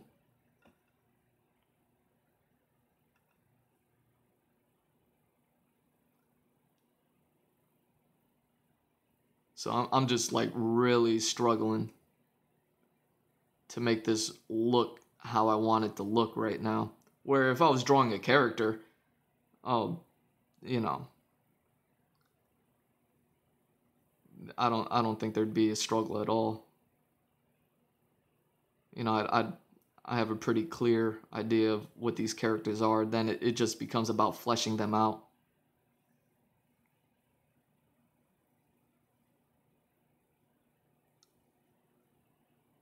So yeah, man, get used to people's faces. You know, there's like little quirks that I like to stick to, like how the eyes are usually as far apart from each other as wide as the nose is. So like if you look in the mirror and you look at your nose and you look at where your nostrils end. Here, let me see if I can draw it real quick. Over here, got some space so you can see that. Okay, so let's say you're drawing a character and you're drawing a portrait, and you know you start with a circle, you have the eye line. This is where you put your eyes, and then you know you have your center face because they're gonna be looking directly at you, let's say. And then you draw the chin. This is kind of a pointy, weak chin, but whatever. You recognize the shape. And then you have to put the eyes on. So you're kind of like, okay, I guess I'll put an eye here and an eye there. Well, how do you know when your eyes are too close together or too far apart? Well, one thing that I learned is that they're about as far apart as the size of your eye. So you can fit a third eye in between your two eyes, and that'll probably be the right size. It's not always 100% true, but another way to measure it is like the nose. You have a nose, it drops about, you know, halfway down that circle. And then you have a nose, and a lot of people struggle with noses. I mean, I struggle with noses. And then your nose, you never, it's as wide as your eyes are spaced apart. So if you look at look in the mirror and you look at your nose where your nostrils end, and then you go straight up from there, you're probably going to be looking at the inside of your eye. And same thing on the other side. You look at your other nostril, you go straight up from there, you're probably looking at the inside of your eye. And now all of a sudden, your eyes are spaced apart properly. And then your nose looks decent. You know, and then it just becomes about, you know, filling in that whole brow area and things like that. Like your eyebrows, the reason why we have them is to keep sweat out of our eyes. So then obviously the brow needs to cover the eye. You know, there's like little rules to anatomy that need to be followed in order for things to look right. And if you're going to be doing portraits, I mean, that's what's going to be most important to you, is to make sure that the portrait looks like the person. And, you know, like I said, everyone's face is different. So in order to make sure that they look like them, you're going to want to get to understand that anatomy. To understand, like, okay, this is why these things function the way that they do. You know, your ear, usually the top of your ear, not the tip top, but like where it attaches to the face, because, you know, ears kind of go up.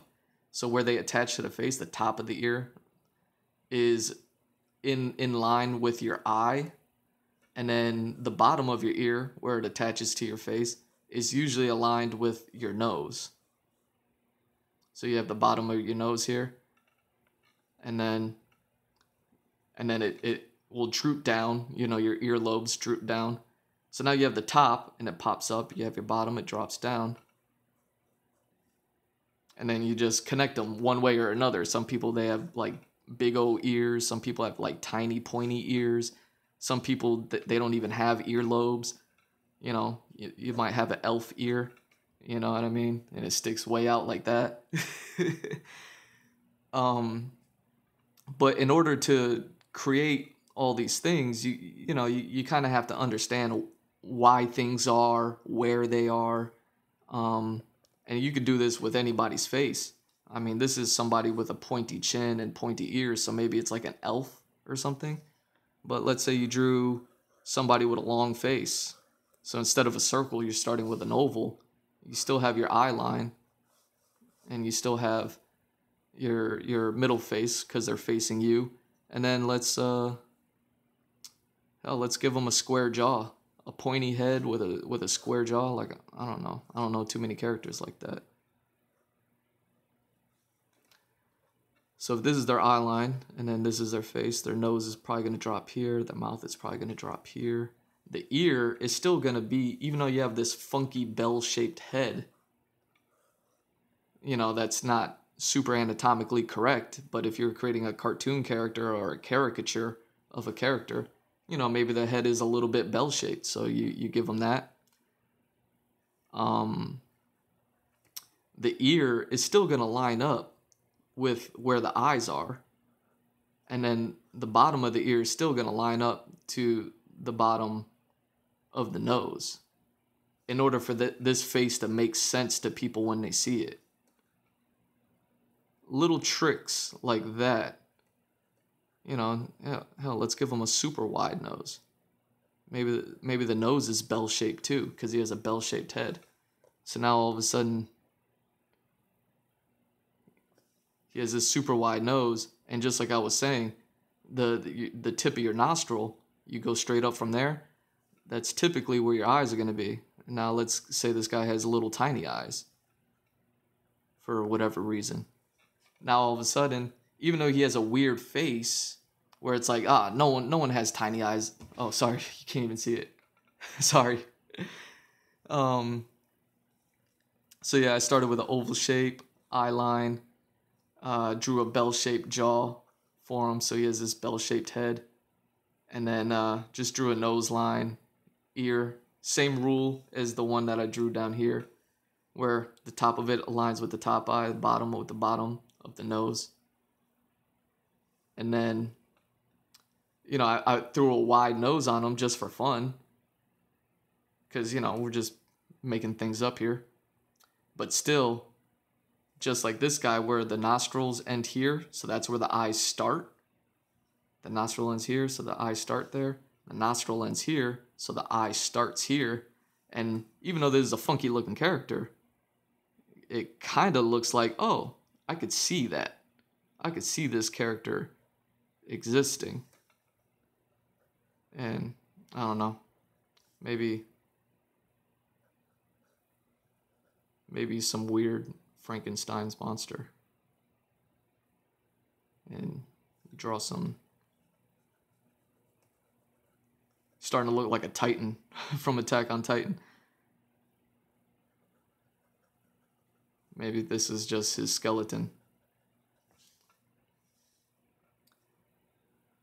And then, yeah. Or maybe it's a zombie. I don't know. But in order to make up all this stuff, you kind of need to understand these things. So that's why I kind of pointed you to that book. So you see, even though I just made this up, you know, I didn't have any idea going in. I started with an oval, made it bell-shaped, a bell-shaped nose. Eyes are separated far apart, but they don't look bad. You know, like, it looks odd, but it also looks like it makes sense. Like, oh, you know what? I could see this character actually existing somewhere in some way, some fashion. And then, you know, maybe he has like a diamond on his forehead because he's a weirdo. So, you know, you can start creating these things, and now all of a sudden you got this funky character, or you have one that's a little more realistic. But yeah, once you start to understand simple, straightforward anatomy, and the best person to practice on is yourself. You know, you get a pencil, you get a paper, you get a mirror, and you look at yourself and you just start drawing yourself. And as long as you're studying, doing a little bit of study on the side, and you keep practicing, you're gonna start to see those things align. And then once you understand those rules, you get to play with them, and now you get to create things. And now all of a sudden, I want to give this guy a big old hoop earring.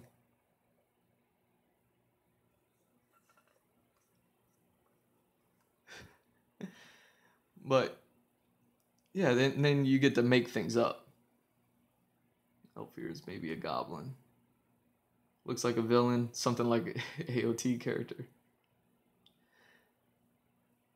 So yeah, you get to you could do anything, but it's most important to get just the basic down. The basic meaning just a straightforward, plain, generic looking person, and as long as you can get them to look right, then all of a sudden you could squash them, you could stretch them, you could do this and that to them until you know,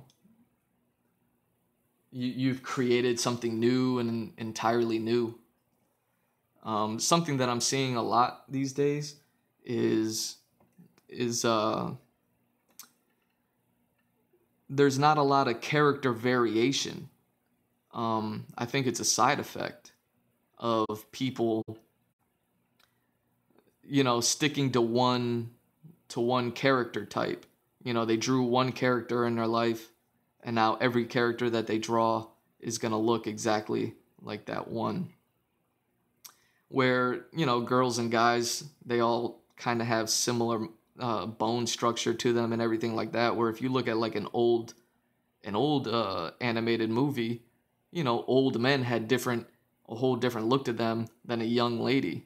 And if you look at like cartoons nowadays, not goofy cartoons, but more of the anime style, like they all start to kind of mesh and look the same, where the only thing that separates them is like the color of their eye or their hairstyle.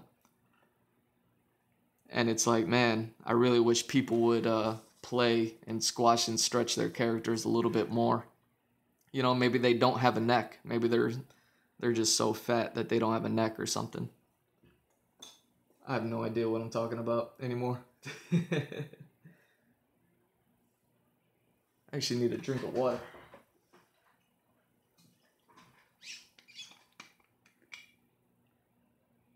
Punk Attack on Titan. Exactly. So yeah, I'd say that would be the beginning.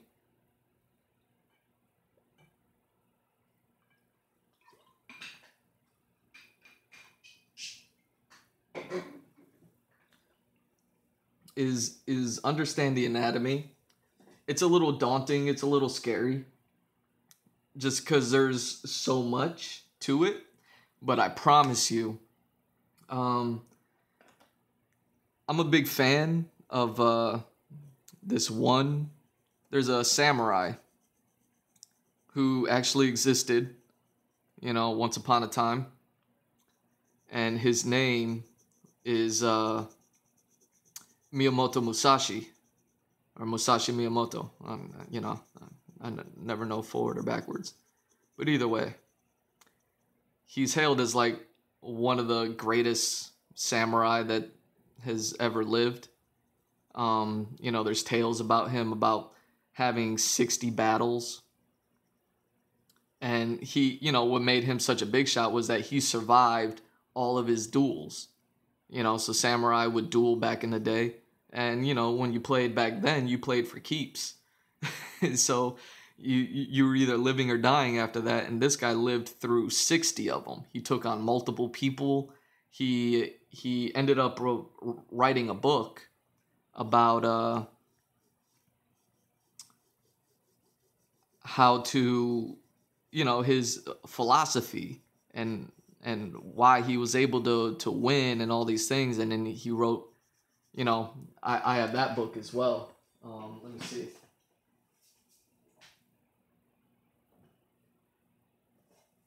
Yeah, it's right here. Book of Five Rings. I wonder if this is one of those books that I highlighted. Yeah, you can see I highlighted a bunch of stuff in here. But yeah, the Book of Five Rings. This guy, Miyamoto Musashi, he wrote this book. I don't know, he was probably from the 1600s or something. 1400s maybe. I have no idea. But either way, he has a quote, and it's one of my favorite quotes in life, where he goes, once you understand the way, and his sword style, he called it the way. He goes, once you understand the way, you will see the way in all things. And the way that I translate that is, once you master one thing, you will know how to master everything. That's how I interpret it. So I'm pretty good at, I'm okay at drawing characters. I'm certainly not the best, but I've been at it for a long time and I love it, and it's my favorite thing to do, so I put a lot of my energy into it.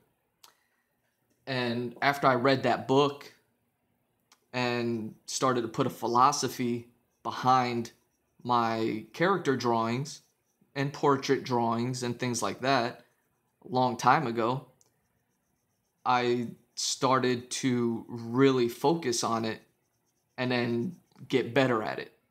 And I'm still learning to this day. I still watch anatomy videos and character art videos. I still watch them to this day.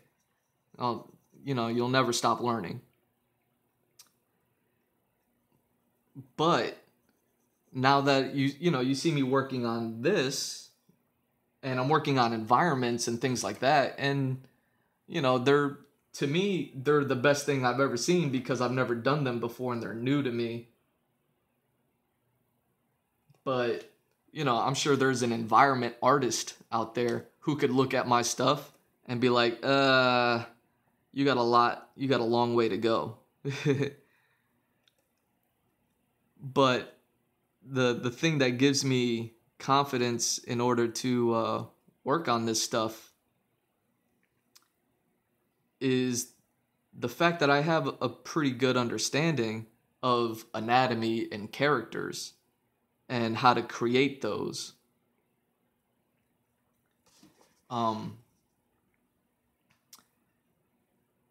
And all the work and dedication that I put into that I put into everything else that I'm doing now, like these environments, I'm starting to see anatomy in structure, which is what they call architecture, obviously.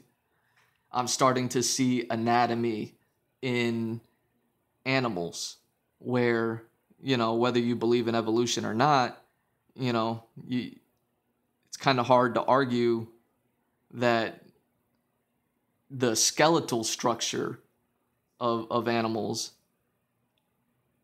is very, very similar to one another. Meaning, dogs, they have 4 limbs. Humans, we have 4 limbs. Horses, they have 4 limbs. Cats, they have 4 limbs. Birds, they have 4 limbs. And even though we have these crazy differences in our anatomy, I can see the anatomy in it.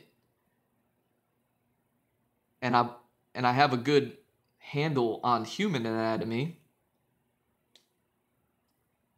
So it makes me feel like I'm already like a step ahead in learning other anatomy.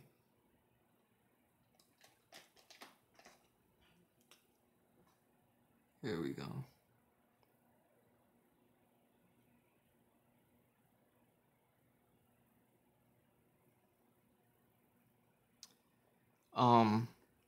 And that's what I mean. It comes back to knowing the way. Once you understand the way in one thing, you will see the way in all things. And that's kind of the philosophy I put into making this artwork, today. Is I don't know a thing about environment art. Like I barely, like I looked at pictures, I read some things, I looked at a lot of pictures, I studied video games and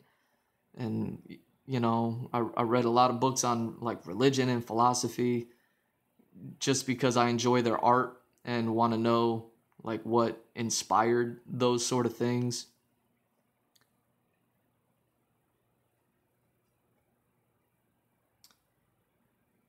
So it's like,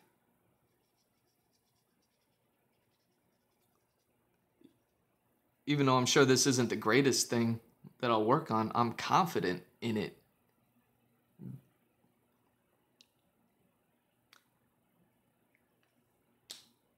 And I think, that's what you're gonna be doing as well when it comes to doing characters and things like that. Is understand anatomy, and you'll be able to draw everything. And if you want to do portraits, you get one good portrait down, and you keep at it, you're going to be doing all the portraits at that point. Oh, let me grab my pens. Let me start adding some depth to these things. Yikes.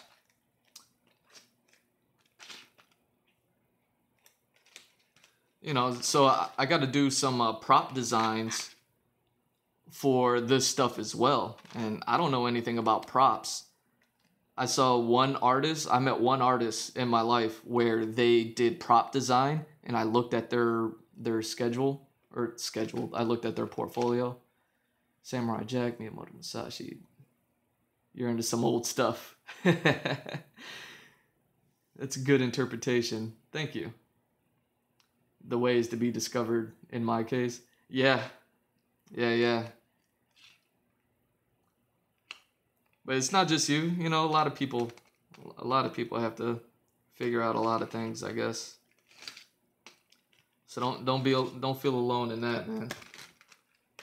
I'm just a little bit ahead of you, because I'm sure I'm probably older. I've been at it a long time, and I was just in the right place and time to have learned about those things. But that's, you know, kind of why I want to do all this, is to be able to teach people that, because I think that's dope. I think the fact that, you know, Miyamoto Musashi's story is dope to me. I mean, it's straight fire.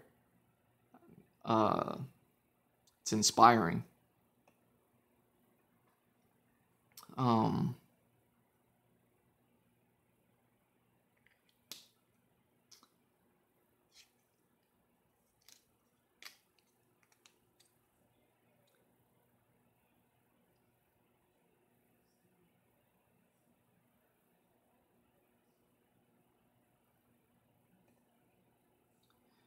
so yeah, if I could ease the burden of somebody who wants to learn portrait by telling them, like, you know, hey, if you study correctly, you won't have to study for long, and you'll be able to do the most amazing thing. And then that inspires you to be like, you know what? I can do this. I will do that. I can't wait to draw my first portrait now.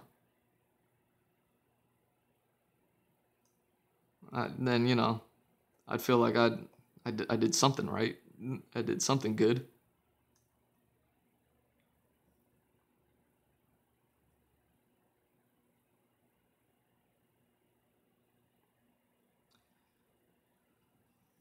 Yeah, man. Once you see the way in one thing, you see it in all things. You know, I never studied architecture, but I look at it now and it's like, okay, you know, some things are like bones, and some things are like meat, and some things are like skin. And it's all playing a purpose, and some things are like, you know, eyes.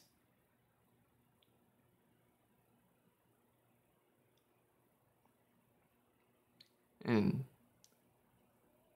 you know, you got to think that the reason why those things are like that is because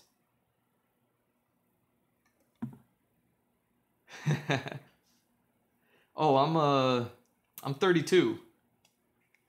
I've been drawing, like I said, I used to draw like cartoons for kids in elementary school. So I was drawing for money when I was like 7 years old, just collecting kids' lunch money. I've been drawing forever though, man. So I started when I was 7. Like, oh, I'm good at art, and people want to give me money for it.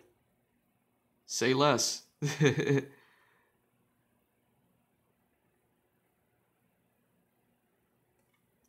So yeah, man, 27's not bad.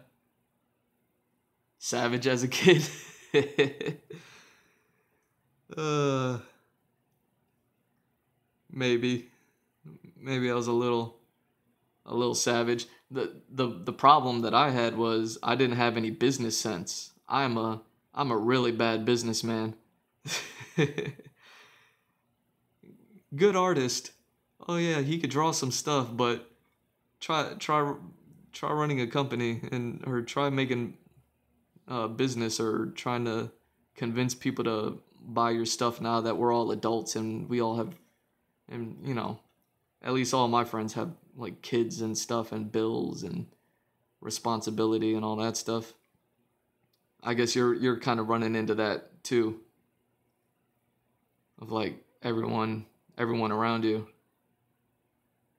is all grown up and responsible now, and then, you know, once they have kids to take care of, it's like, oh, can't spend money on silly drawings anymore.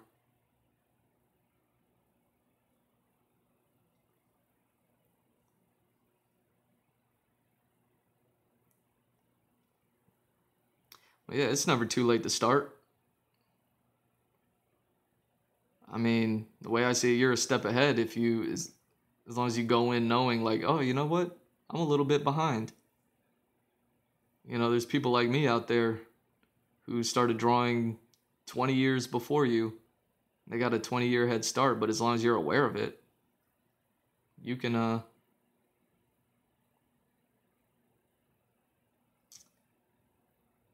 you know, you can adjust and recalibrate yourself.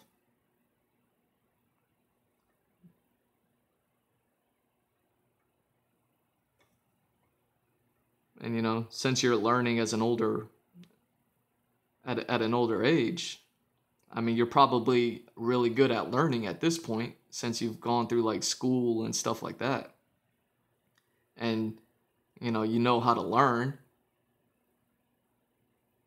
because you've learned some stuff, certainly. So it's like, okay, if you learn some stuff, you know how to learn. You got to think, somebody who's been drawing for 20 years, they probably didn't know how to learn when they started drawing.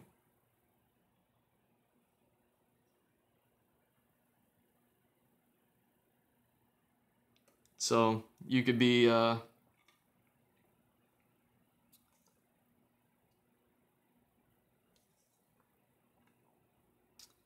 you could be ahead of the curve that way by just being a little bit more cognizant of yourself and your surroundings.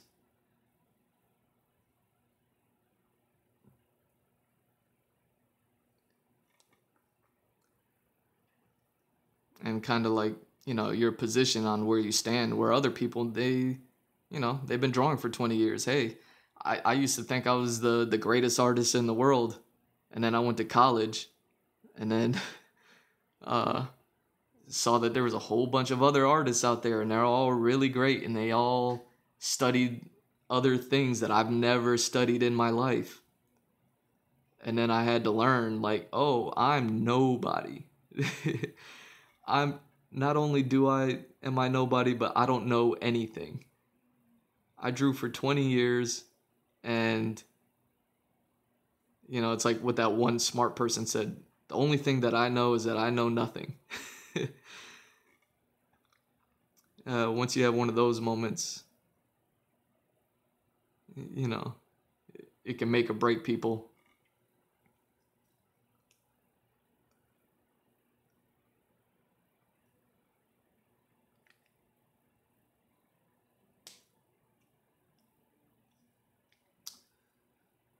There we go.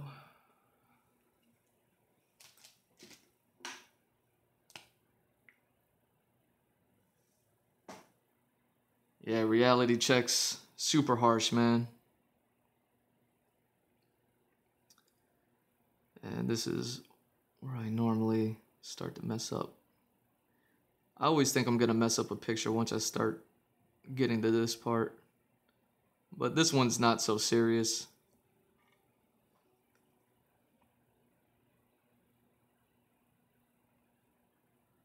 At least this particular.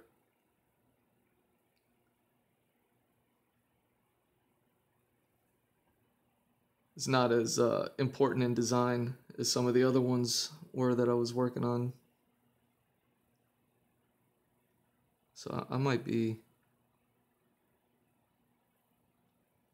close to finishing up here.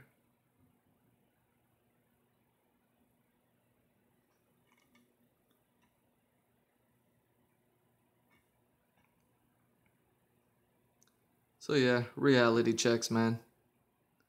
Wanting to make a cartoon your entire life and wanting to work, for Disney or anybody, Warner Brothers, just to work in animation and create artwork and all this other stuff and then never getting that opportunity.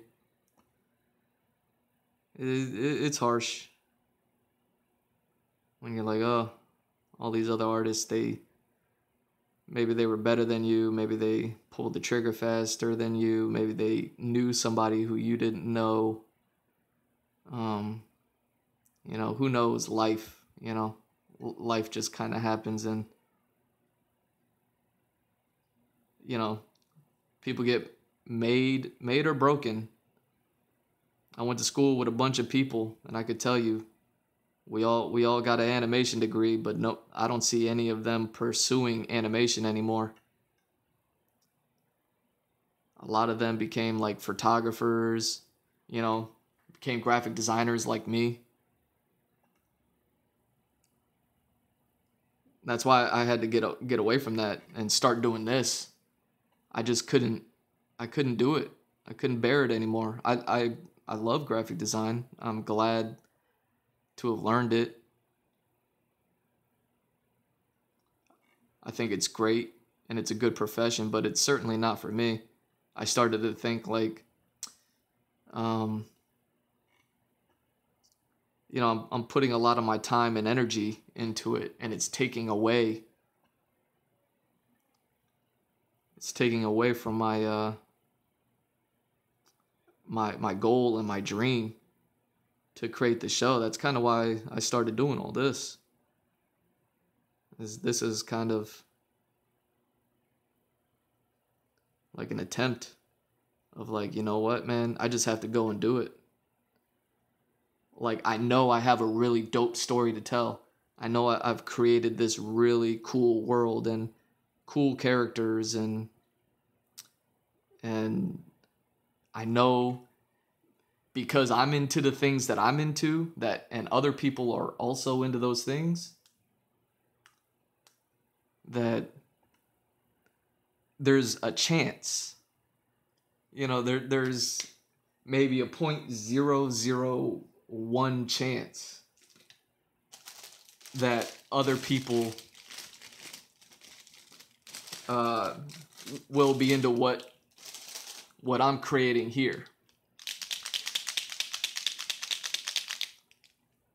So yeah, man, I super appreciate, you know, you stopping by today and all that stuff, man, for sure.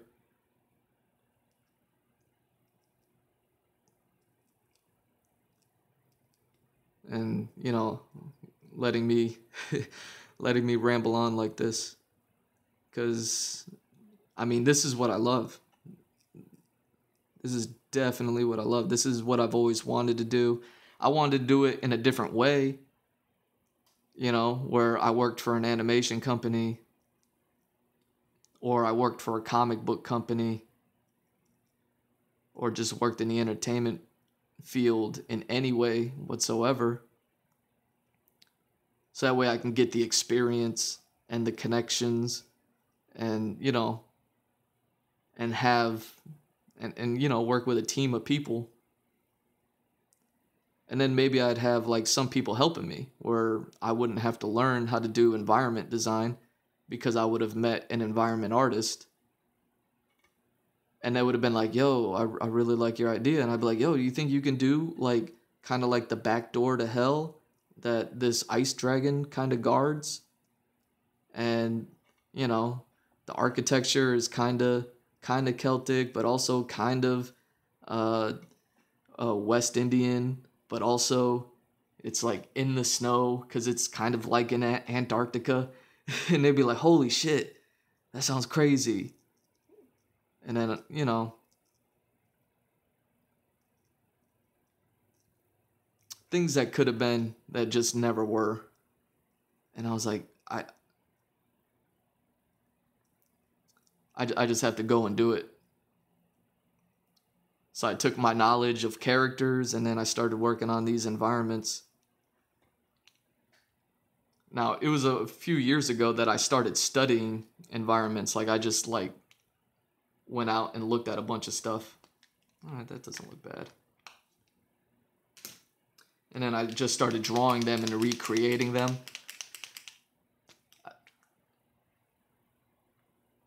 Star mangaka. That's the plan, man.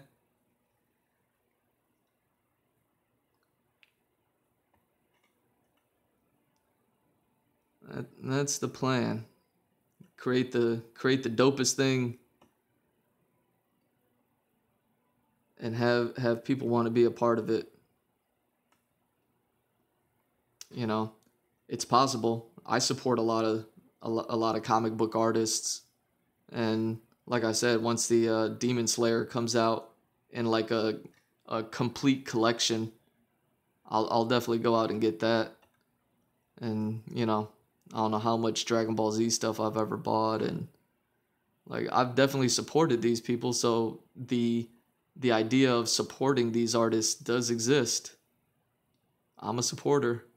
It's like, man, maybe there's an opportunity for me to get supported as well. And you just gotta do it. That's why, you know, when you were asking me about portraits, I was like, yeah, you kind of just have to do it. Here's some pointers. get good at anatomy and, do a little bit of study, but definitely start drawing. That's what's most important.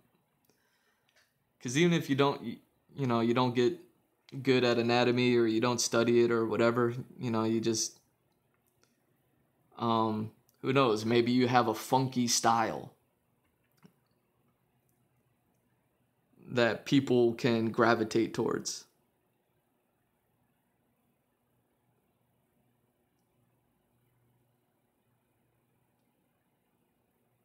And, maybe people will like that style enough. And next thing you know, you're a portrait artist, man. And you'll be like, how the hell did I get here?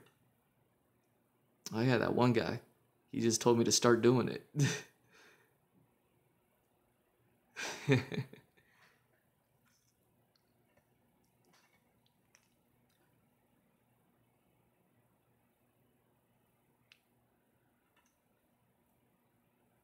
Yeah, no problems, man. It's all good.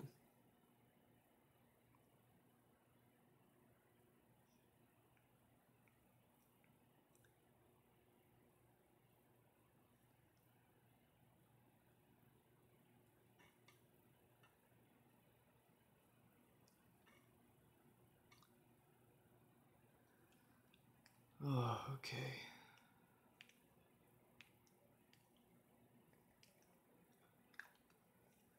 And I wonder if there's gonna be... Yeah. Of course there is.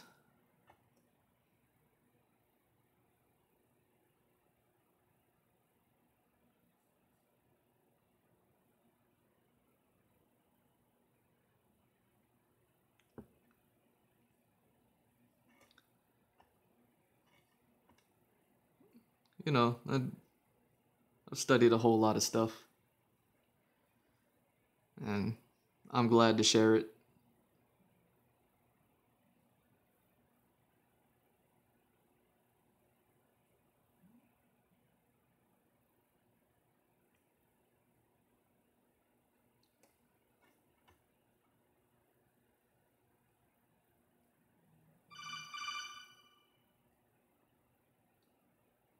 Yeah, this one's starting to come to an end. These are the finishing touches.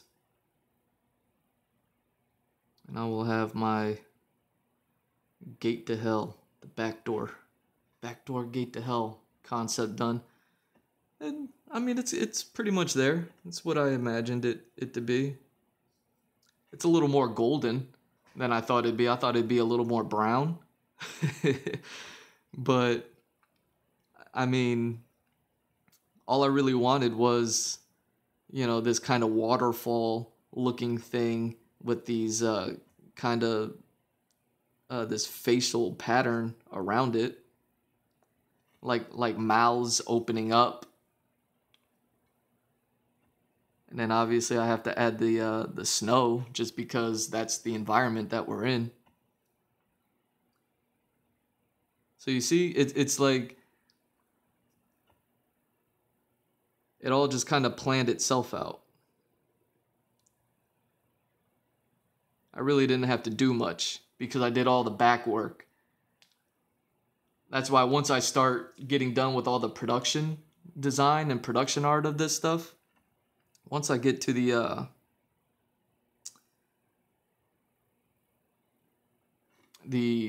writing the comic book and drawing the comic book, the story's already written. I just haven't written the actual script yet. So once I actually start writing, the script to the comic book,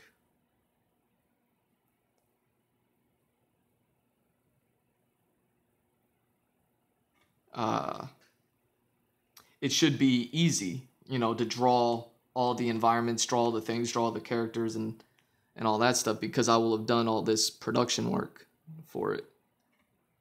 So that's all. That's why I kind of put all this production work out there, is to kind of get people interested in it, to be like, holy shit, I ain't never seen some shit like this before. Like I kind of have, but I really haven't. Oh yeah, that's what I wanted to do.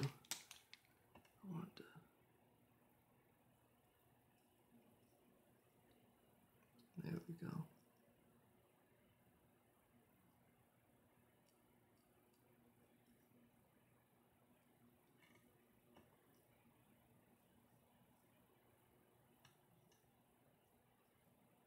There we go.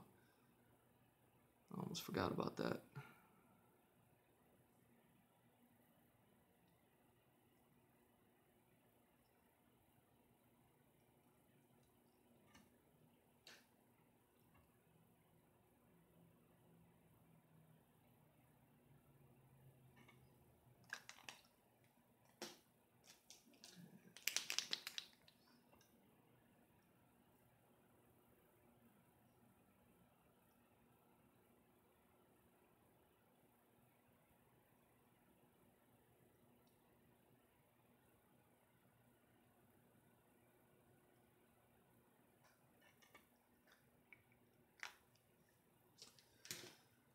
Whew. All right.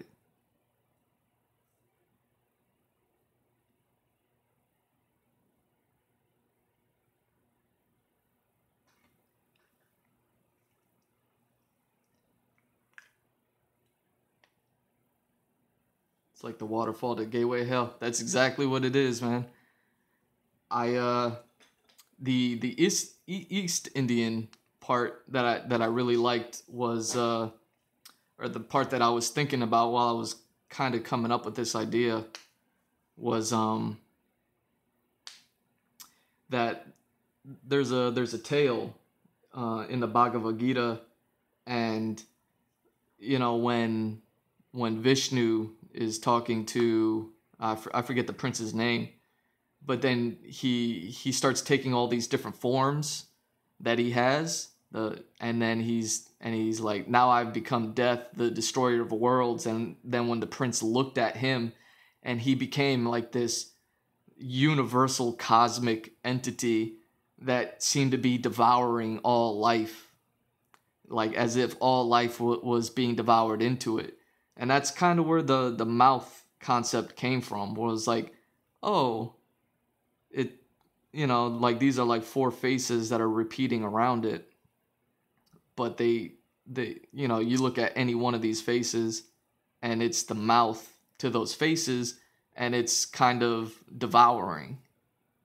And obviously because it leads into hell, kind of like that Dore metal scratching that I was showing you,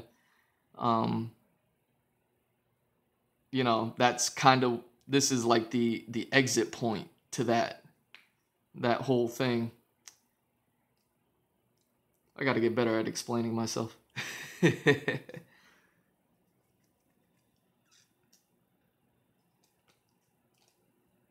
But yeah, it was that quote that I was like, oh man, that's such a dope quote that I need to create something that'll, you know, kind of make me feel that way. And this is a little something. But hopefully this this gate, you can kind of see it in this world, but obviously this was built separately from all these things being built, just like it's separate from this thing being built. All these things are in that environment. Like, I'll go back to the map.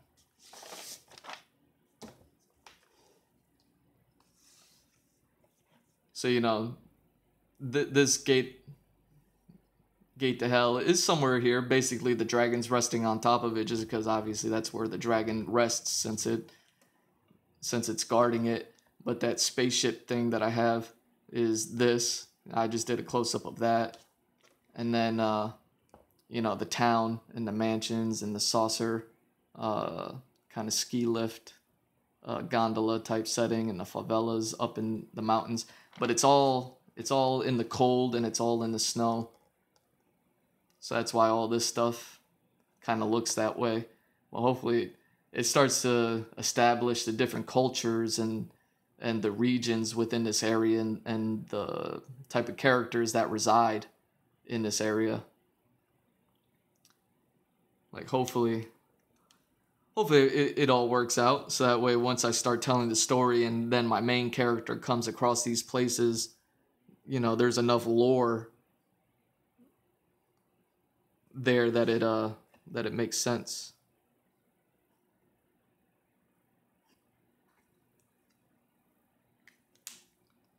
What's today? The 19th, I believe.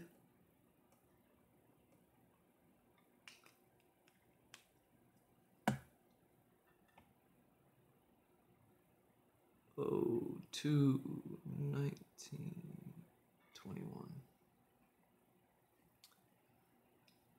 There we go. And another one bites the dust.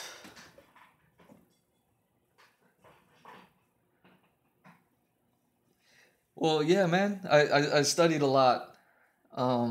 Like I said, I wanted to always be a part of a production, but I never got the opportunity. So because I knew a little bit about production, I'm just taking that knowledge and applying it here. It's going to be a long road to get to that, to get to my comic, to get to the manga part, but and then an even way longer road to get to the actual animation part.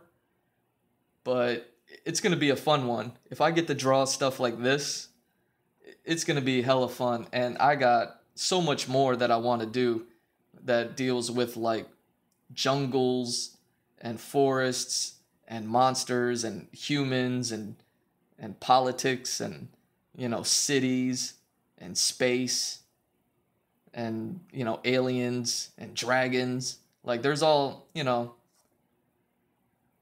it's a whole lot of, like a friend of mine would say.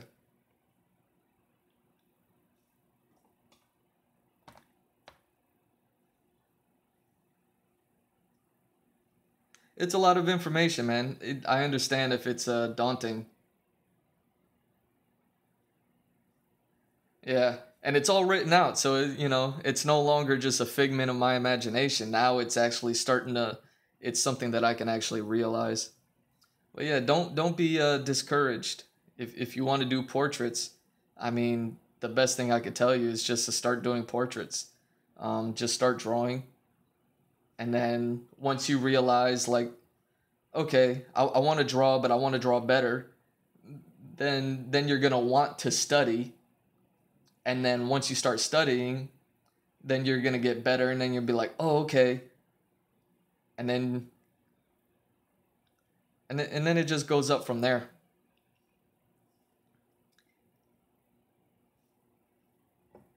It goes up. So yeah, let me. How long have I been recording? Let me check my. How long did this one take me? All right, so I'm under 3 hours. It's not bad. Yesterday, I think I recorded. It took me like 3 hours to put this one together, just because I had to like try to figure out the ship structure and everything, and then try to get this metal effect going. So I think this one took me like 3 hours and a quarter, maybe. So yeah, to be at 2 hours and 45 minutes for this one, another mission accomplished. I wanted to make it shorter than yesterday's video. So, hey JJ, man, I really want to thank you for stopping by, keeping me company while I do all this stuff, man. You know, I got, you know, my older videos. You could see me going over these things. I'm just starting this, so I'm trying to get better at streaming and drawing and all this stuff all at the same time. And yeah, man, I really appreciate it. I hope you subscribe and whatever, so that way on future videos and future content. What am I going to be working on next? I don't. Maybe it's more stuff in the town. Maybe I could skip the town. I think what I'm going to work on next is kind of this piece of water here, this little river-esque type thing. Just because, you know, it's going to be a pretty important part. It doesn't look too significant here, but I just needed to put it in the map to make sure I knew it was there. But yeah, this is kind of like a water source for the people that live in these mountains here. And the main character kind of ends up in here at one point. So this will probably be the next thing I work on. It'll be kind of that riverway within here. And it super dope.